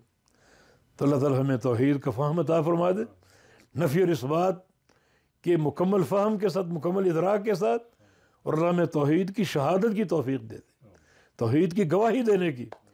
گواہی تین چیزوں سے مکمل ہوتی ہے، ایک زبان سے توحید کا اقرار، دوسرا دل کے اندر توحید کا ایک اثبات اور توحید کا اعتراف، اور تیسرا زندگی پر سارے جسم کے اعضاء اسی توحید پر عمل کرتے ہوں، سجدہ ہو تو اللہ کے لیے، رکوع ہو تو اللہ کے لیے، مال خرچ کرنا ہو تو اللہ کے لیے، جہاد کرنا ہو تو اللہ کے لیے، خوف اللہ سے، محبت اللہ کے لیے، ہر نیکی، ہر عبادت ایک اللہ کے لیے ہو، تو یہ عملی طور پر توحید ہے۔ تو توحید یہ تین چیزوں کے ساتھ بندہ اگر اختیار کرے گا تو یہ مکمل شہادت ہوگی، گواہی ہوگی، زبان سے اقرار ہو، دل سے اعتراف ہو، اور جسم کے سارے اعضاء اسی اعتراف اور اقرار کے مطابق عمل کرنے والے ہوں، تو یہ عقیدہ توحید ہے۔ اللہ ہم کو اس کا فہم عطا فرما دے، اور اللہ رب العزت جو بھی توحید کی برکتیں ہیں، فضیلتیں ہیں، ہمیں سب عطا فرما دے۔ اللہ اپنی محبتیں عطا فرما دے، جو کہ توحید کا اصل تقاضا ہے۔ بارک اللہ فیکم، اقول قولی ھذا واستغفر اللہ لی ولکم، وآخر دعوانا ان الحمد للہ رب العالمین۔ آپ نے شیخ کی گفتگو سماعت فرمائی۔ شیخ نے بہت خوبصورت انداز سے اس خوبصورت موضوع کو واضح کیا۔ اللہ تعالیٰ اس گفتگو کو ہمارے لیے نفع بخش بنائے۔ اب ہم اپنے اس پروگرام کی آخری گفتگو کی طرف بڑھتے ہیں۔ ہمارے آخری مقرر ہیں استاد محترم فضیلت الشیخ ڈاکٹر سہیل حسن حافظہ اللہ تعالیٰ، اور شیخ کا موضوع ہے سنت کی اہمیت۔ توجہ سے سماعت فرمائیں۔ بسم اللہ الرحمن الرحیم، الحمد للہ رب العالمین، والصلاة والسلام علی سید المرسلین وعلی آلہ وصحبہ اجمعین۔ آج کے اس پروگرام میں، اس ملاقات میں ہم حدیث اور سنت کے بارے میں بات کریں گے۔ تو جیسے کہ عموماً بات کی جاتی ہے قرآن و سنت، قرآن و حدیث، تو ہر مسلمان جانتا ہے دونوں چیزوں کے بارے میں۔ تو قرآن کریم تو سب جانتے ہیں، اللہ کی کتاب جو نبی کریم صلی اللہ علیہ وسلم پر نازل ہوئی ہے، اور اس کے ساتھ ساتھ پھر حدیث بھی۔ حدیث کا معاملہ بھی یہی ہے، اس لیے کہ نبی کریم صلی اللہ علیہ وسلم نے یہ فرمایا ہے کہ اوتیت الکتاب ومثلہ معہ، کہ مجھے کتاب دی گئی اور اس کے برابر اس کے مثل دیا گیا۔ تو مطلب یہ ہوا کہ جہاں قرآن ہے وہاں سنت بھی ہے، حدیث بھی ہے، اور اس کے بغیر کام پورا نہیں ہو سکتا، ہمارا ایمان ہی مکمل نہیں ہو سکتا ہے۔ اس لیے قرآن کریم نے تو جا بجا جو حکم دیا ہے وہ اطیعوا اللہ و اطیعوا الرسول کا حکم دیا ہے کہ اللہ کی اطاعت کرو، اللہ کے رسول کی اطاعت کرو۔ تو اللہ کی اطاعت تو ہم قرآن پڑھ کے کرتے ہی ہیں، اور نبی کریم صلی اللہ علیہ وسلم کی اطاعت تو وہی قرآن کا ہی حکم ہے کہ وَمَن يُطِعِ الرَّسُولَ فَقَدْ أَطَاعَ اللَّهَ، کہ جس نے رسول صلی اللہ علیہ وسلم کی اطاعت کی اس نے اللہ کی اطاعت کی۔ تو لہذا پھر رسول صلی اللہ علیہ وسلم کی اطاعت جو ہے وہ بھی ایک لازمی جز بن جاتا ہے ایک مسلمان کے لیے کہ وہ پوری طرح اس پہ ایمان لائے۔ لیکن یہ حدیث و سنت ہے کیا چیز؟ تو یہ جیسے کہ محدثین کرام نے اس کے بارے میں بتایا ہے کہ نبی کریم صلی اللہ علیہ وسلم کی جتنی بھی اقوال ہیں وہ حدیث میں شامل ہیں، سنت بھی ان کو کہا جاتا ہے، اور اسی طرح آپ کے جو افعال ہیں وہ بھی اسی میں شامل ہیں۔ اور تیسری چیز وہ ہے جس کو تقریر کہا جاتا ہے، یعنی اقرار سے ہے وہ، کہ جو ایسے کام جو نبی کریم صلی اللہ علیہ وسلم کے سامنے کیے گئے، صحابہ کرام نے کیے، صحابیات نے کیے، تو نبی کریم صلی اللہ علیہ وسلم نے اس پہ خاموشی اختیار فرمائی، یعنی اس کو اقرار کر لیا۔ جب اس کو سکوت اختیار کیا اور اقرار کر لیا تو وہ بھی سنت میں شامل ہو گئی، اور وہ بھی اس لیے کہ نبی کے ہوتے ہوئے یہ ہو نہیں سکتا کہ آپ کے سامنے کوئی غلط کام ہو اور آپ خاموش رہیں، یہ ممکن ہی نہیں ہے، تو لہذا پھر وہ بھی اسی میں شامل ہو گیا۔ اور محدثین کے ہاں اس کا دائرہ اور وسیع ہے کہ وہ اس میں نبی کریم صلی اللہ علیہ وسلم کی شمائل ہیں ان کو بھی شامل کرتے ہیں، اور اس میں جو نبی قسم کی سیرت ہے جو بعثت سے پہلے ہے، بعثت کے بعد ہے، سب اس میں شامل کر لیتے ہیں۔ تو اس طرح محدثین کے ہاں اس کا دائرہ بہت وسیع ہے، جبکہ فقہاء اور اصولیین کے نزدیک اس میں انہی چیزوں کو لیا جاتا ہے جس کی وجہ سے کچھ شریعت ثابت ہوتی ہیں، شرعی احکام ثابت ہوتے ہیں، ان کو لیتے ہیں۔ بہرحال وہ ان کا اپنا اختلاف ہے، لیکن ہمیں یہی جاننا ہے کہ نبی قسم کی اقوال، افعال، تقریرات اور دوسری جتنی بھی سیرت کی باتیں ہیں وہ ہم نے من وعن لینی ہے، اسی طرح لینی ہے جیسے کہ آئی ہیں، اور یہی تبھی وہ تقاضا پورا ہوگا جو ہمیں کہا گیا ہے کہ اطیعوا اللہ و اطیعوا الرسول، اسی وقت پورا ہوگا جب ان کو ہم قبول کریں گے، تبھی وہ بات بنے گی۔ اور پھر اس کی اہمیت بھی اس بات سے واضح ہو جاتی ہے کہ قرآن کریم ایک دستور ہے، جیسے کسی ملک کا آئین ہوتا ہے، اس میں جزوی باتیں نہیں لکھی جاتی، اس میں اصول لکھے جاتے ہیں، مختلف قسم کی جو ایسی باتیں ہیں جو لوگوں کو ضرورت ہے تو اس کو ایک دستوری شکل دی جاتی ہیں، اور پھر جو اس کے ماہرین ہوتے ہیں، ماہرین قانون، ماہرین آئین اور دستور، وہ اس میں سے مختلف قسم کی چیزیں نکالتے ہیں۔ تو قرآن کریم بھی اللہ تعالیٰ نے وہ دستور، میثاق ہمارے لیے نازل فرمایا ہے کہ جس میں وہ بنیادی باتیں بیان کر دی گئی ہیں جس کے ذریعے سے اللہ کا دین یہ اس دنیا میں چل رہا ہے۔ اب اس میں کئی باتیں ایسی آتی ہیں جو کہ ہمیں اس کی تفسیر چاہیے، اس کی کیفیت چاہیے، تو کیسے ہوگا یہ کام، کیسے کیا جائے گا۔ اس کے لیے پھر نبی کریم صلی اللہ علیہ وسلم کی شخصیت ہمارے سامنے آتی ہے، اور پھر نبی کریم صلی اللہ علیہ وسلم اس کے بارے میں بتاتے ہیں یہ چیز جو ہے وہ کیسے ہوگی۔ اب اسی ایک مثال دیکھ لیجئے، نماز کے حکم ہے، نماز جو ارکان اسلام میں سے ایک اہم رکن ہے۔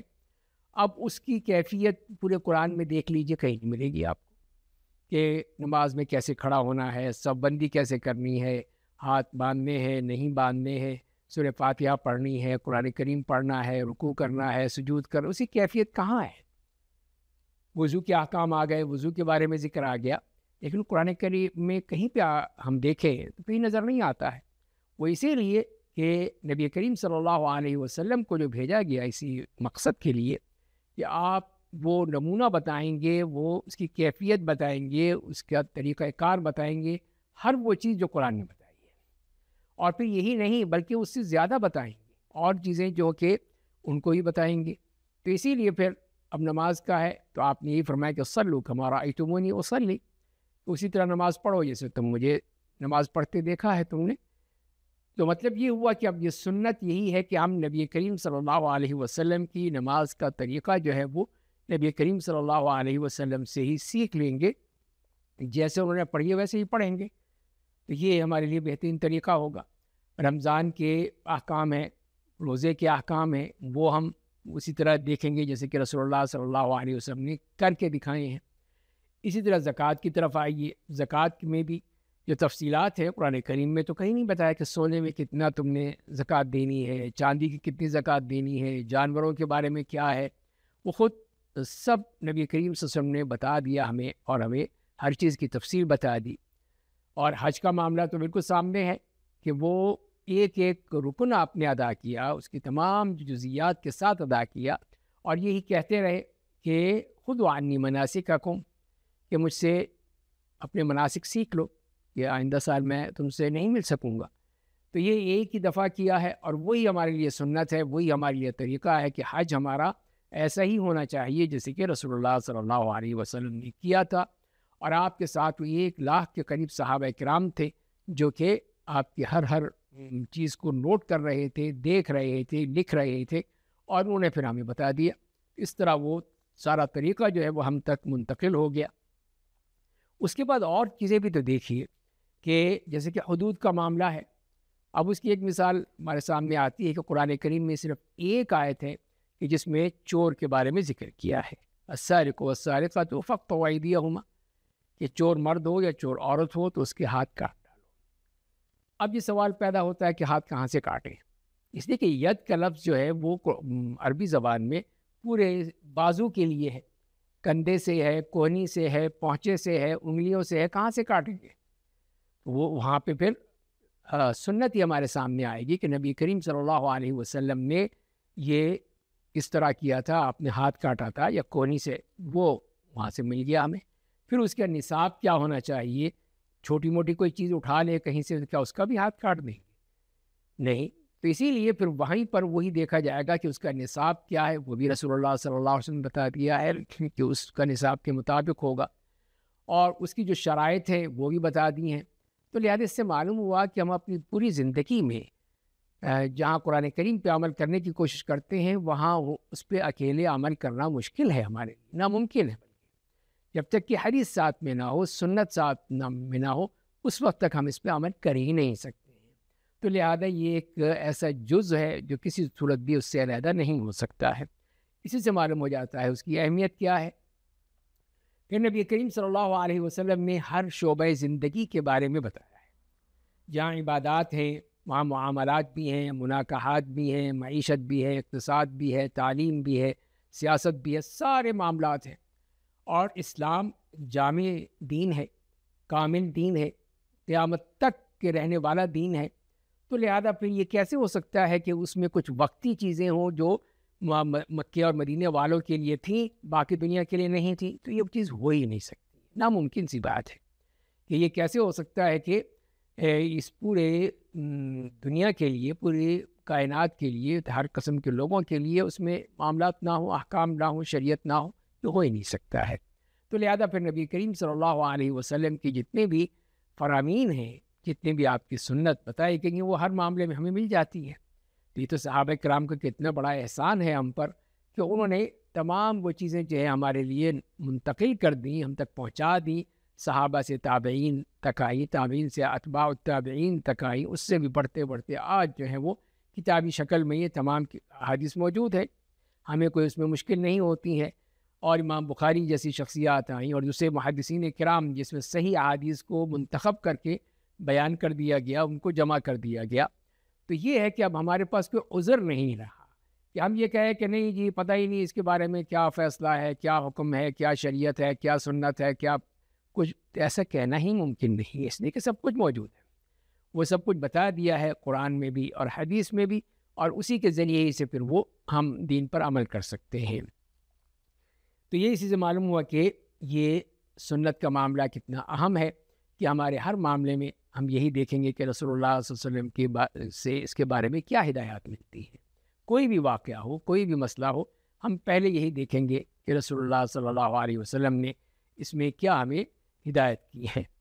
اب اس کے بعد دوسرا مسئلہ آ جاتا ہے کہ مرور زمانہ کے ساتھ ساتھ اس میں لوگوں کی مختلف پہلو آتے گئے، مختلف افکار پروان چڑھتے رہے، مختلف قسم کی باتیں ہوتی رہیں، اور یہی چیز جو ہے بڑھتی چلی جاتی ہے۔ تو ایک تو وہ لوگ ہیں کہ جو کہ حدیث کو قرآن کے ساتھ جیسے ماننا چاہیے ویسے مانتے ہیں، یہ بہت ہی مبارک لوگ ہیں جو کہ قرآن و حدیث کو پوری طرح حرز جا بنا کر اس کے مطابق عمل بھی کرتے ہیں، پڑھتے بھی ہیں، پڑھاتے بھی ہیں، بتاتے بھی ہیں، سناتے بھی ہیں۔ تو یہ وہ لوگ ہیں جو کہ اس معاملے میں اصل مقصد جو صحابہ کرام لے کر آئے تھے، تابعین نے آگے پہنچایا تھا، اسی کے مطابق ہی چل رہے ہیں۔ دوسرے وہ ہے جو کہ بعض احکام کو، بعض سنتوں کو کی تعویل کرتے ہیں، ان کو اس طرح نہیں لیتے اس روح کے ساتھ کہ جیسے کہ نبی کریم صلی اللہ علیہ وسلم نے فرمایا ہے، بلکہ اس کو چاہتے ہیں کہ اپنے مطابق ڈھال لیں یا اپنے کسی بھی مسلک کے ساتھ جو ہے اس کو دیکھیں اور اس کو ترجیح دیں۔ تو یہ چیز جو ہے یہ بھی ایک ایسا معاملہ ہے کہ جو کہ اصل سنت کی پیروی کے خلاف جاتا ہے، کہ اس سے سنت کی پیروی تو نہیں ہو رہی کہ نبی کریم صلی اللہ علیہ وسلم جو فرما رہے ہیں ہم اس کو چھوڑ کر اب اور کسی کی بات لے لیں، یہ کیسے ہو سکتا ہے؟ جو نبی کریم صلی اللہ علیہ وسلم جو کہ ایک رسول بنا کر بھیجے گئے ہیں اور یہ کتاب لے کر آئے ہیں اور اس کے بعد آپ کے فرامین لے کر ہمیں پہنچے ہیں، تو یہ اس کے بغیر ہم کسی اور کی بات کیسے لے سکتے ہیں؟ تو لہذا لازمی ہے کہ ہم اس معاملے میں یہ دیکھیں کہ نبی کریم صلی اللہ علیہ وسلم، اب اس کی ایک مثال دیکھ لیجیے کہ اب حج کے موقع پر نبی کریم صلی اللہ علیہ وسلم کی سنت یہی ہے کہ آپ نے عرفات کے دن ظہر اور عصر قصر اور جمع کر کے پڑھی تھی، قصراً و جمعاً، کہ دو دو رکعت کر کے آپ نے پڑھی، اور اس پر بہت سے علماء، محدثین، فقہاء اسی پہ عمل کرتے ہیں۔ لیکن بعض لوگوں نے کہا کہ نہیں، اس طرح نہیں، ہم ظہر الگ پڑھیں گے اور عصر الگ پڑھیں گے، یہ بھی 4 رکعت اور وہی 4 رکعت۔ تو یہ صریحاً خلاف ورزی ہے سنت کی۔ تو اس کی تعویلات ہوں گی، ان کے پاس کچھ نہ کچھ تو کہتے ہوں گے، لیکن ہم جو دیکھتے ہیں کہ وہ نبی کریم صلی اللہ علیہ وسلم کی ایک واضح حدیث موجود ہے، اس لیے کہ ایک ہی دفعہ تو حج کیا ہے، کئی دفعہ تو نہیں، کبھی آپ نے کیا ہو کبھی نہ کیا ہو تب تو بات بنتی ہے ان کی، لیکن جب ایک ہی مرتبہ ہے، اور سیدنا جابر رضی اللہ تعالیٰ عنہ نے پوری تفصیل سے ساری وہ ایک حدیث جمع کر کے سب بیان کر دی ہیں، اس میں ہمارے لیے آسانی ہو گئی ہے۔ تو یہ میرے کہنے کا مقصد یہی ہے کہ ہم نے وہ سنت دیکھنی ہے جو نبی کریم صلی اللہ علیہ وسلم کی سنت ہے، جس کا آپ نے ہمیں حکم دیا اور یہی کہا کہ مجھ سے مناسک سیکھ لو۔ اور تیسرا وہ موقف ہے بعض لوگوں کا جو کہ آج کل کے اس دور میں وہ مختلف تعویلات کے ذریعے سے، یا کہہ لیجیے کہ انحرافات اگر کہیں تو زیادہ بہتر ہوگا، وہ بالکل ہی اس کے متعلق کچھ اور لیتے ہیں، کچھ اور طریقے سے لے جاتے ہیں اور اس کو کچھ اور سمجھانے کی کوشش کرتے ہیں، بلکہ اس کو اپنے ایک خاص زمانے سے مقید کر دیتے ہیں کہ اس زمانے کی باتیں تھیں۔ کئی یہ کہتے ہیں کہ یہ جو ابراہیم علیہ السلام کی سنت ہے اور ان کو جو ذکر کیا قرآن کریم نے اس کے مطابق ہم نے دیکھنا ہے، تو اس میں ایک نیا شوشہ چھوڑ کر اس کو بالکل ہی حدیث کو ایسا کہہ لیجیے کہ نل کر دیا ہے، یا اس کو ناقابل عمل کر دیا ہے کہ وہ بات بنتی ہی نہیں ہے۔ اور چوتھے وہ لوگ ہیں جو کہ بالکل صاف انکار کر دیتے ہیں کہ جب قرآن نے کہہ دیا کہ ما فرطنا فی الکتاب من شیء، اس کا مطلب یہ ہے کہ سب کچھ ہے قرآن میں، ہمیں ضرورت ہی نہیں ہے اس کی کہ ہم کچھ اور دیکھیں، حدیث کو دیکھیں۔ حدیث کیا ہے؟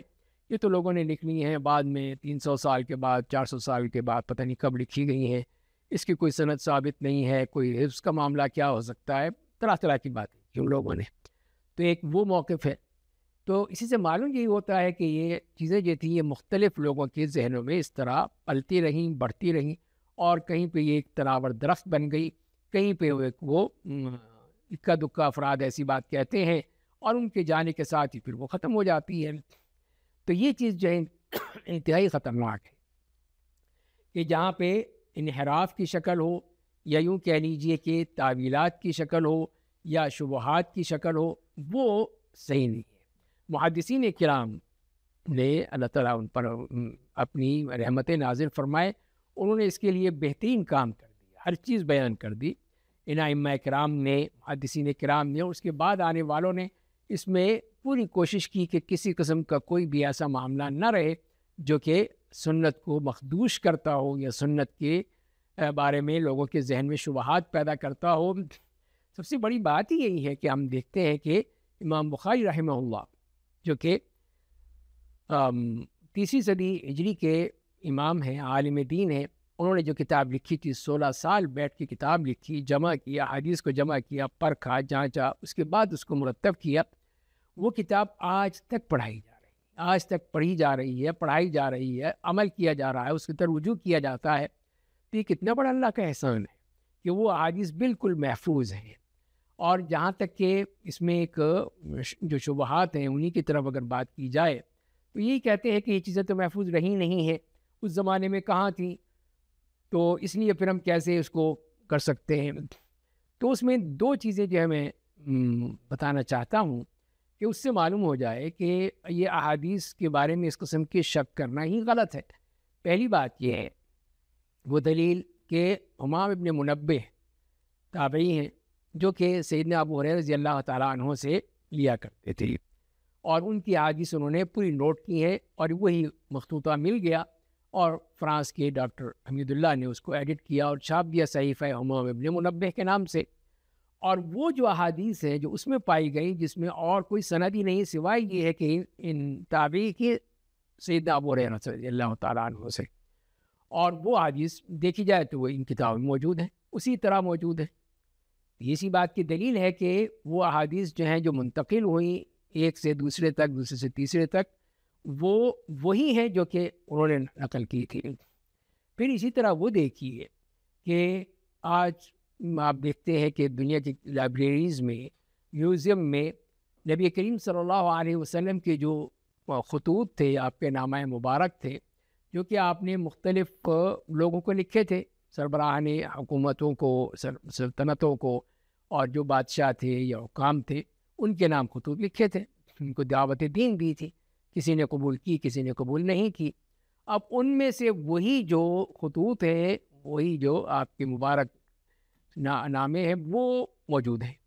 اب ان کو دیکھ لیجئے، ان کو پڑھ لیجئے، عبارت پڑھ سکتے ہیں اگر آپ وہی جو اس خط میں لکھی ہوئی ہیں، اور اس کو دیکھ لیجئے جو صحیح بخاری میں ہے یا صحیح مسلم میں یا حدیث کی کتابوں میں ہے، آپ کو اس میں سر منہ فرق نظر نہیں آئے گا، بالکل وہی بات ہے جو کہ وہاں کہی گئی ہے۔ تو یہ 2 دلیلیں اس بات کی ہیں کہ وہ چیزیں جو ہے اسی طرح منتقل ہوئی ہیں جیسے کہ اس زمانے میں لکھی گئی تھیں، اس زمانے میں اس کو تحریر کیا گیا تھا، اس میں کوئی فرق نہیں ہوا ہے۔ کوئی نہیں کہہ سکتا ہے کہ نہیں یہ تو کچھ اور ہو گیا، ایسا ہے ہی نہیں۔ اور یہ تیسری بات یہ ہے کہ پھر وہ امت کا جو تعامل ہے جو چلا آ رہا ہے صحابہ کرام سے، تابعین سے، اتباع التابعین سے، تو ایک شکل مسلسل اسی کی آ رہی جو اعمال نبی کریم صلی اللہ علیہ وسلم کی زندگی میں ہوئے، صحابہ کرام نے دیکھے اور پھر ان کو منتقل کیا، کہ وہ ایک چلتی پھرتی شکل تھی سنت رسول صلی اللہ علیہ وسلم کی۔ صحابہ کرام اسی پہ عمل کرتے تھے، بتاتے تھے، اور پھر لوگ ان سے لیتے تھے۔ تو یہ تعامل امت جو وہ ہے جو کہ صحابہ کرام جس کو لے کر چلے تھے اور پھر انہیں آگے بڑھایا تھا، وہ آج تک چلا آ رہا ہے، اسی کے طور پہ دیکھا جاتا ہے، اسی کے طور پہ سمجھا جاتا ہے۔ تو یہ بھی اسی بات کی دلیل ہے کہ وہ احادیث جو اس وقت لی گئی تھیں اور پھر وہ چلتی چلی گئی، وہ وہی ہے جو کہ نبی کریم صلی اللہ علیہ وسلم کے دور میں تھی، آپ کی زندگی میں تھی، اس میں کوئی فرق نہیں ہوا ہے۔ اور اس کے بعد پھر ایک اور شبہ بھی پیدا کیا جاتا ہے کہ نبی کریم صلی اللہ علیہ وسلم نے تو حدیث لکھنے سے منع کیا تھا، آپ کیوں لکھتے ہیں، کیوں تحریر کرتے ہیں، کتابیں بنا رکھی ہیں آپ نے، یہ سب آپ نے خلاف ورزی کی ہے۔ تو اس کا جواب بھی واضح ہے، محدثین نے جواب دیا ہے کہ یہ ہمیں دیکھنا ہوگا کہ جب قرآن نازل ہو رہا تھا تو کس پہ لکھا جاتا تھا۔ کچھ تو وہاں یہ نوٹ بکس نہیں تھی، کتابیں نہیں تھے، رجسٹر نہیں تھے، کاپیاں نہیں تھی، کچھ نہیں تھا وہاں۔ تو کہیں کوئی کھال ہے یا کوئی ہڈی ہے، چوڑی ہڈی ہے، پتھر ہیں، یا کہیں کو کاغذ مل گئے، اس پہ لکھا جاتا تھا۔ تو پہلا قرآن ہی ایک بوری میں بند تھا جو کہ اس وقت وہاں پہ جمع کیا گیا تھا، اس کو اس طرح لکھا گیا تھا۔ تو وہاں پہ یہ موقع نہیں تھا کہ حدیث لکھی جائے، اس لیے کہ اگر اس میں نبی کریم صلی اللہ علیہ وسلم کے بھی فرامین لکھ لیے جائیں تو ہو سکتا تھا بعض لوگوں کو التباس پیدا ہو، اشتباہ ہو، کہ یہ بھی قرآن ہے، اسی لیے آپ نے منع کر دیا تھا۔ اس کے بعد ہم دیکھتے ہیں کہ عبداللہ ابن عمرو بن العاص رضی اللہ تعالیٰ عنہما کی حدیث آتی ہے کہ بعض لوگوں نے انہیں منع کیا کہ تم ہر چیز لکھتے ہو، جیسے کہ حدیث میں آتا ہے کہ وہ لکھتے تھے اور وہ جو بھی ان کو حدیث میں لکھ لیا کرتے تھے، تو لوگوں نے بعض اعتراض کیا اس بات پر، آپ کیوں لکھتے ہیں؟ اس لیے کہ نبی کریم صلی اللہ علیہ وسلم کبھی کس کیفیت پہ ہوتے ہیں، کبھی کسی اور کیفیت میں، تو اس طرح مناسب نہیں ہے۔ تو انہوں نے پھر نبی کریم صلی اللہ علیہ وسلم سے ہی براہ راست پوچھنا بہتر سمجھا اور گئے، پوچھا کہ میں کیا کروں اس معاملے میں، مجھے لوگ منع کرتے ہیں۔ آپ نے یہی کہا کہ اس ذات کی قسم جس کے ہاتھ میں میری جان ہے کہ اس زبان سے اپنے منہ کی طرف اشارہ فرمایا کہ اس میں سوائے حق کے اور کچھ نہیں نکلتا۔ اس سے بات واضح ہو گئی کہ یہ ہو ہی نہیں سکتا کہ اس میں کوئی غلط بات نعوذ باللہ آپ کی زبان مبارک سے ادا ہو۔ جو بات ہے وہ حق ہے، صحیح ہے، سچ ہے، تو لہذا اس کا قبول کرنے میں کوئی حرج نہیں۔ تو یہ دلیل ہے اس بات کی کہ آپ نے لکھنے کی اجازت بھی دی تھی، اور پھر کئی اور صحابہ کی مثالیں ملتی ہیں کہ وہ لکھا کرتے تھے۔ تو لہذا یہ ایک ایسا مرحلہ تھا، ابتدائی مرحلہ، کہ جس میں قرآن کریم کی حفاظت کے خاطر منع کیا گیا تھا، اور جب یہ خطرہ ختم ہو گیا، قرآن کریم کی اکثریت آیات نازل ہو چکی تھی، تو آپ نے اجازت دے دی۔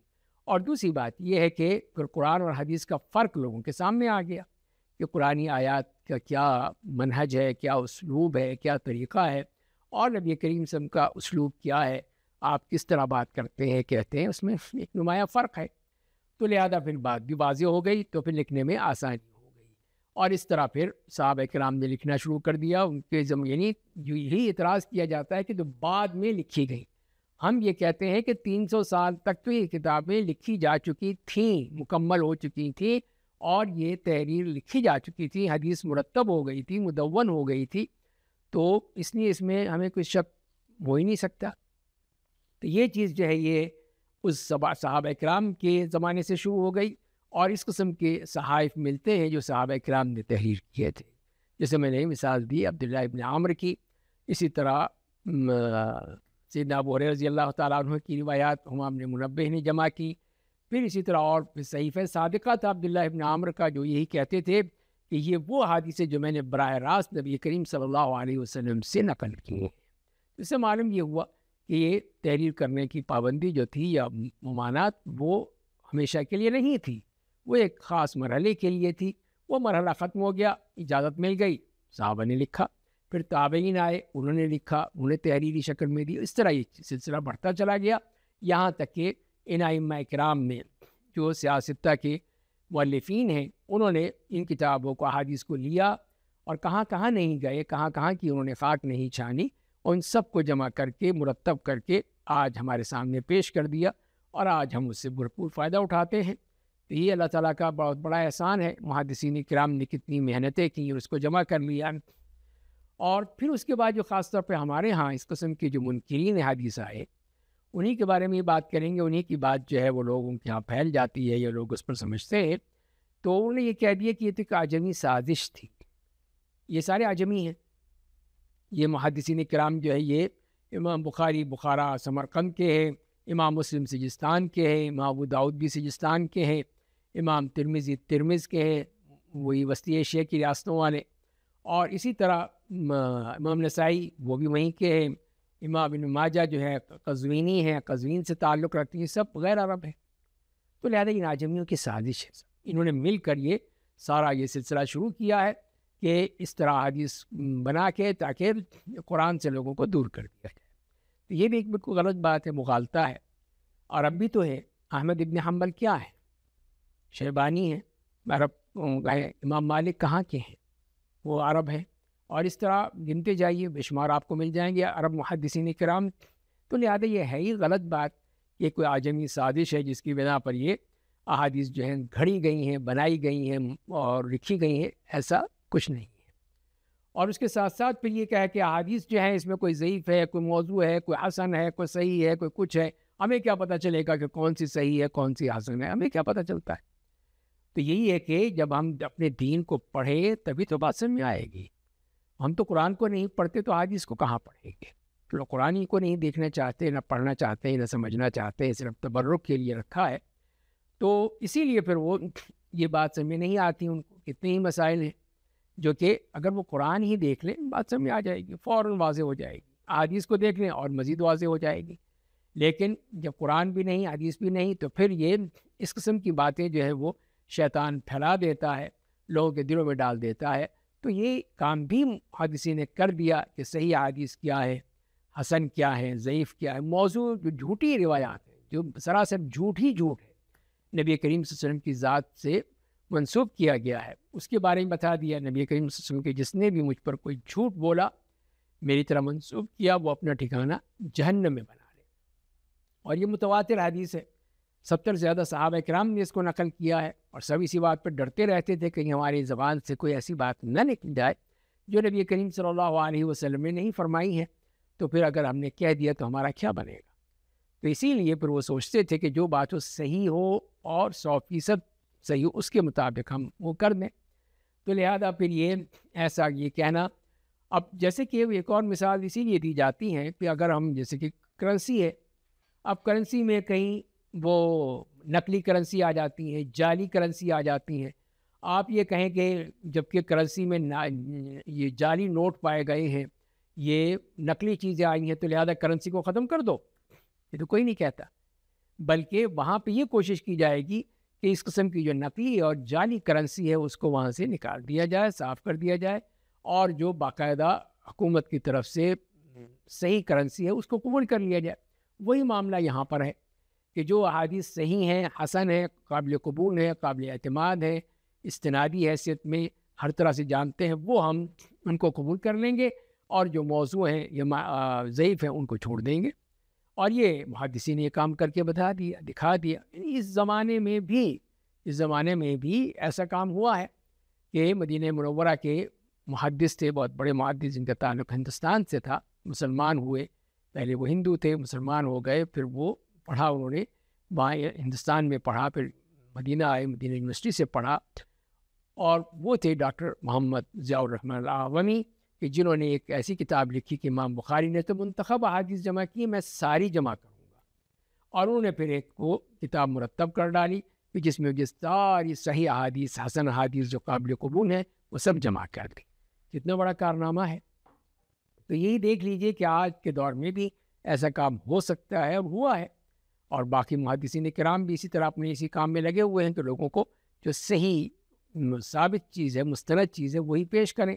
تو لہذا یہ ایسا اعتراض کرنا کہ نہیں یہ تو مستند ہی نہیں ہے، یہ سب غلط قسم کے تصورات ہیں جو دیے جاتے ہیں. اور دوسرا جسے میں نرج کیا تھا کہ ایسے لوگ بھی ہیں جو کہ اس کی حدیث کی جو حجیت ہے اس میں جہاں پہ ایک طرح سے لوگوں میں تشکیک پیدا کرتے ہیں، وہاں پہ دوسری طور پہ بھی ان کو ایسی چیزوں کے ساتھ مقید کر دیتے ہیں یا ایسی چیزوں کے ساتھ لگا دیتے ہیں کہ جس کے ذریعے سے اس کی اہمیت ختم ہو جاتی ہے. اور جب اہمیت ختم ہو گئی تو پھر کون نے کہا حدیث کو؟ پھر وہ صرف قرآن پہ ہی چلنا چاہتے ہیں، تو لیکن انکار بھی نہیں کر سکتے. تو وہ حدیث کو بھی لیتے ہیں لیکن اپنی مرضی کے مطابق، جہاں پہ ان کی مرضی چلتی ہے وہاں لے لیتے ہیں. اس میں غامدی فکر ہے اور دوسرے اس قسم کے جو جدید دانشوران ہیں وہ ایسی چیزوں کو لیتے ہیں، اور پھر وہاں پہ عقل کا سہارا لیتے ہیں کہ ہماری عقل میں نہیں آتی یہ بات، یہ عقلاً ثابت نہیں ہے. تو یہی تو امتحان ہے ایک مومن کا، ایک مسلمان کا، کہ وہ اپنی عقل کو جو ہے وہ اپنا معبود نہ بنا لے، اس کو اپنے طور پہ دلیل نہ بنا لے، بلکہ اس کا معاملہ یہ ہے کہ وہ صحیح طور پر جو چیز آئی ہے اس کو قبول کرے. اسی لیے جیسے کہ سیدنا علی رضی اللہ تعالیٰ عنہ نے یہی کہا کہ اگر دین کا معاملہ جو ہے وہ رائے پر مبنی ہوتا، عقل پر مبنی ہوتا، تو ہم جو پاؤں پہ یا اپنے موزوں پر مسح کرتے ہیں تو اوپر کے بجائے نیچے سے کرتے، نیچے کرتے، اس لیے کہ مٹی تو نیچے لگتی ہے نچلے حصے میں، اس پہ کرنا چاہیے تھا، لیکن نہیں، بلکہ ہمیں کہا گیا کہ اوپر سے بس ہاتھ پھیر لو، یہ تو تمہارا مسح ہو گیا. تو لہذا پھر اس کا مطلب یہ ہوا کہ جو ہم نے سمجھا ہے وہ نبی کریم صلی اللہ علیہ وسلم کی بات سے سمجھا ہے، اسی پہ عمل کرنا ہے. اس میں اپنی رائے کو گھسیڑنا تو وہ وہاں چیز وہ نہیں چلے گی. جہاں پہ اس چیز کی اجازت ہے کہ اجتہاد کیا جا سکتا ہے، کہ نئے معاملات ہیں، نئے مسائل ہیں اس دنیا کے، ان کو دیکھا جائے، ان کو رکھا جائے، تو وہاں تو کیا جائے گا اجتہاد کے جو طریقہ ہے اس کے مطابق کیا جائے گا. دلیل کے ساتھ کیا جائے گا. یہ نہیں ہوگا کہ ہم اپنی مرضی سے ہی اس کو چلا رہے ہیں کہ فلاں نے یہ کہا میں فلاں نے وہ کہا. ایسی بات نہیں ہے.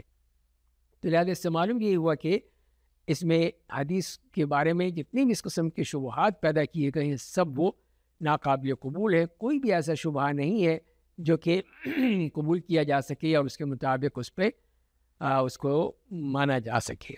اس کے بعد دیکھیے محدثین کرام اللہ تعالیٰ ان پر اپنی رحمت نازل فرمائے کتنی محنت کی انہوں نے. جسے میں نے عرض کیا کہ امام بخاری رحمہ اللہ نے جو سمرقند سے جو حجاز آئے، مکہ اور مدینہ آئے، حج کیا، 2 دفعہ یہاں پر آئے، اسی طرح دوسرے شہروں میں گئے، کبھی وہ مصر جا رہے ہیں، کبھی شام جا رہے ہیں، کبھی عراق جا رہے ہیں. تو وہاں پہ کیا مقصد تھا؟ وہ یہ حدیث لینی تھی. اللہ نے ایسا ایک بندہ پیدا کر دیا مسلمانوں کے لیے کہ جس کو بہترین حافظہ دیا، بہترین قسم کا حافظہ عطا فرمایا اور سلیقہ دیا، تفقہ دیا، بہترین ذہن دیا کہ جنہوں نے یہ احادیث جمع کی.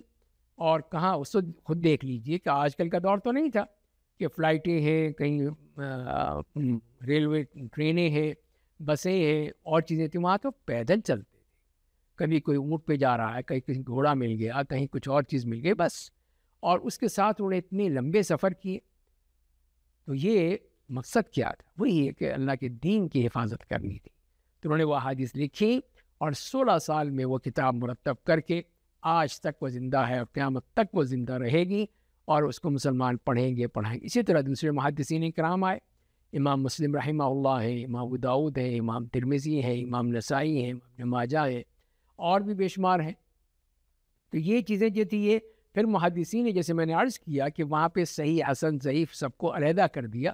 تو پھر علوم الحدیث کا فن ایجاد ہو گیا کہ صحیح حدیث کسے کہتے ہیں، اس کی شرائط کیا ہیں اور کب قبول کی جائے گی، کب قبول نہیں کی جائے گی.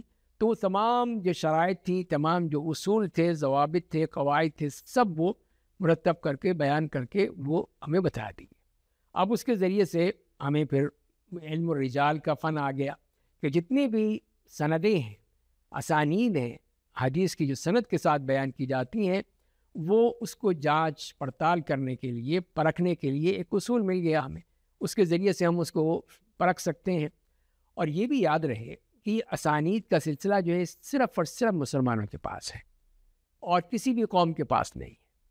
عیسائیوں سے ذرا بتائیں، پوچھیں ان سے کہ ایک کوئی روایت بتا دو جو کہ عیسیٰ علیہ السلام سے سند سے تمہارے تک پہنچی ہو.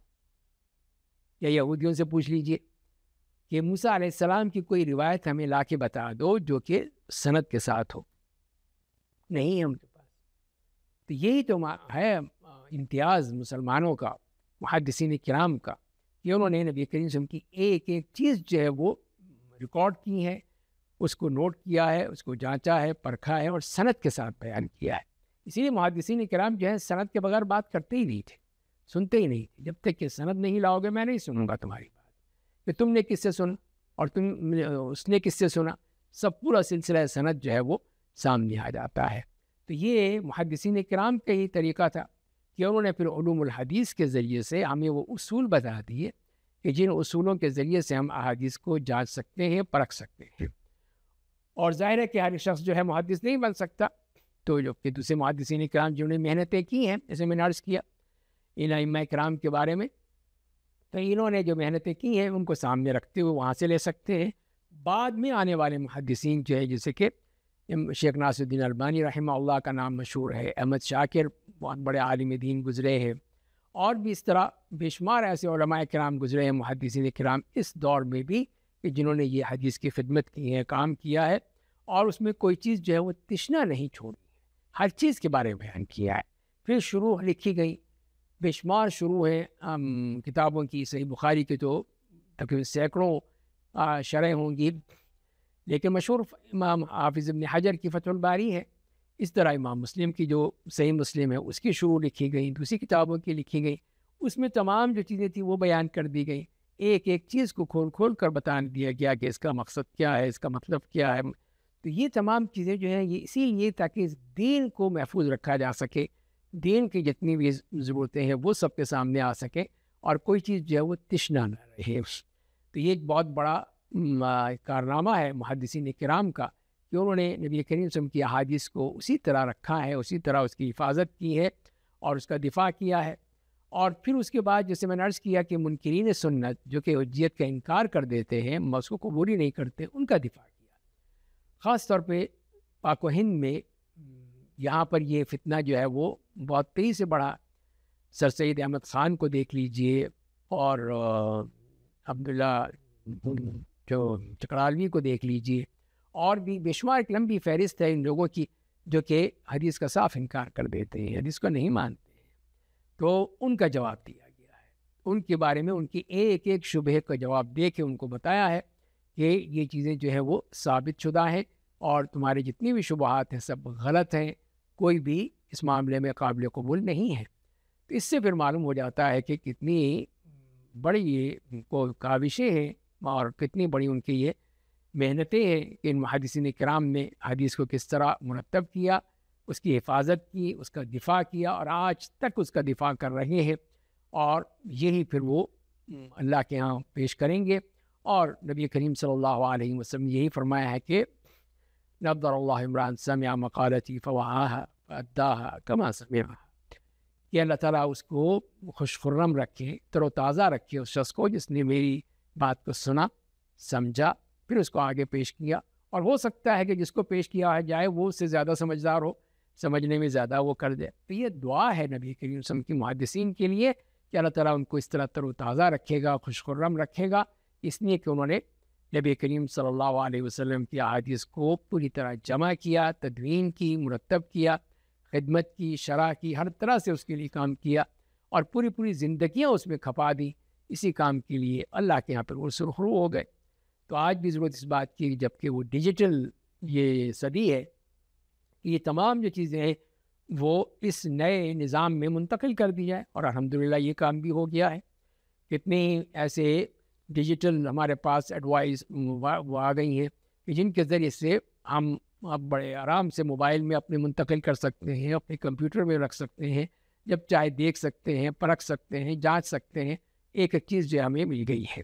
اب بھی بہت سا کام باقی ہے مسلمانوں کے لیے کہ وہ یہ کام کرتے رہیں تاکہ یہ جو فریضہ ہے دین کی خدمت کرنے کا، دین کا دفاع کرنے کا، یہ پوری طرح ہوتا رہے. اللہ تعالی ہم سب کو توفیق عطا فرمائے کہ ہم اللہ کے دین کی وہ خدمت کر سکیں جو اللہ تعالی ہم سے چاہتے ہیں، اور اس کے مطابق اپنی زندگی کو اس کے لیے وقف کر دیں اور صحیح معنی میں لوگوں کو بتائیں کہ اللہ کا پیغام کیا ہے، نبی کریم صلی اللہ علیہ وسلم نے کیا ہمیں پہنچایا ہے. وہ سب جب تک کہ ہم نہیں پہنچائیں گے تو ہماری بھی اس میں نجات نہیں ہوگی. نجات اسی میں ہے کہ ہم اللہ کی کتاب کو، نبی کریم صلی اللہ علیہ وسلم کی سنت کو لوگوں تک پہنچائیں، بتائیں اور ان کو اس کی وضاحت کریں. اسی میں ہی ہماری بھلائی ہے. اللہ تعالی ہم سب کو اس کی توفیق عطا فرمائے. وآخر دعوانا الحمدللہ رب العالمین. آپ نے شیخ کی گفتگو سماعت فرمائی.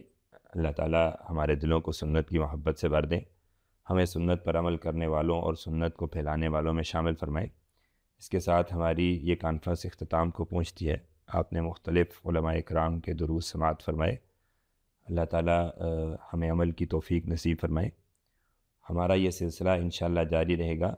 آپ وقتاً فوقتاً ماہانہ دروس سنتے رہیں گے ہمارے اسی پلیٹ فارم پر، اور نیچے دیے گئے واٹس ایپ نمبر پر آپ کی قیمتی آراء کا خیر مقدم کیا جائے گا.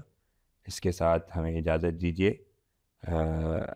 اگلے پروگرام میں انشاءاللہ پھر ملاقات ہوگی. وآخر دعوانا ان الحمدللہ رب العالمین.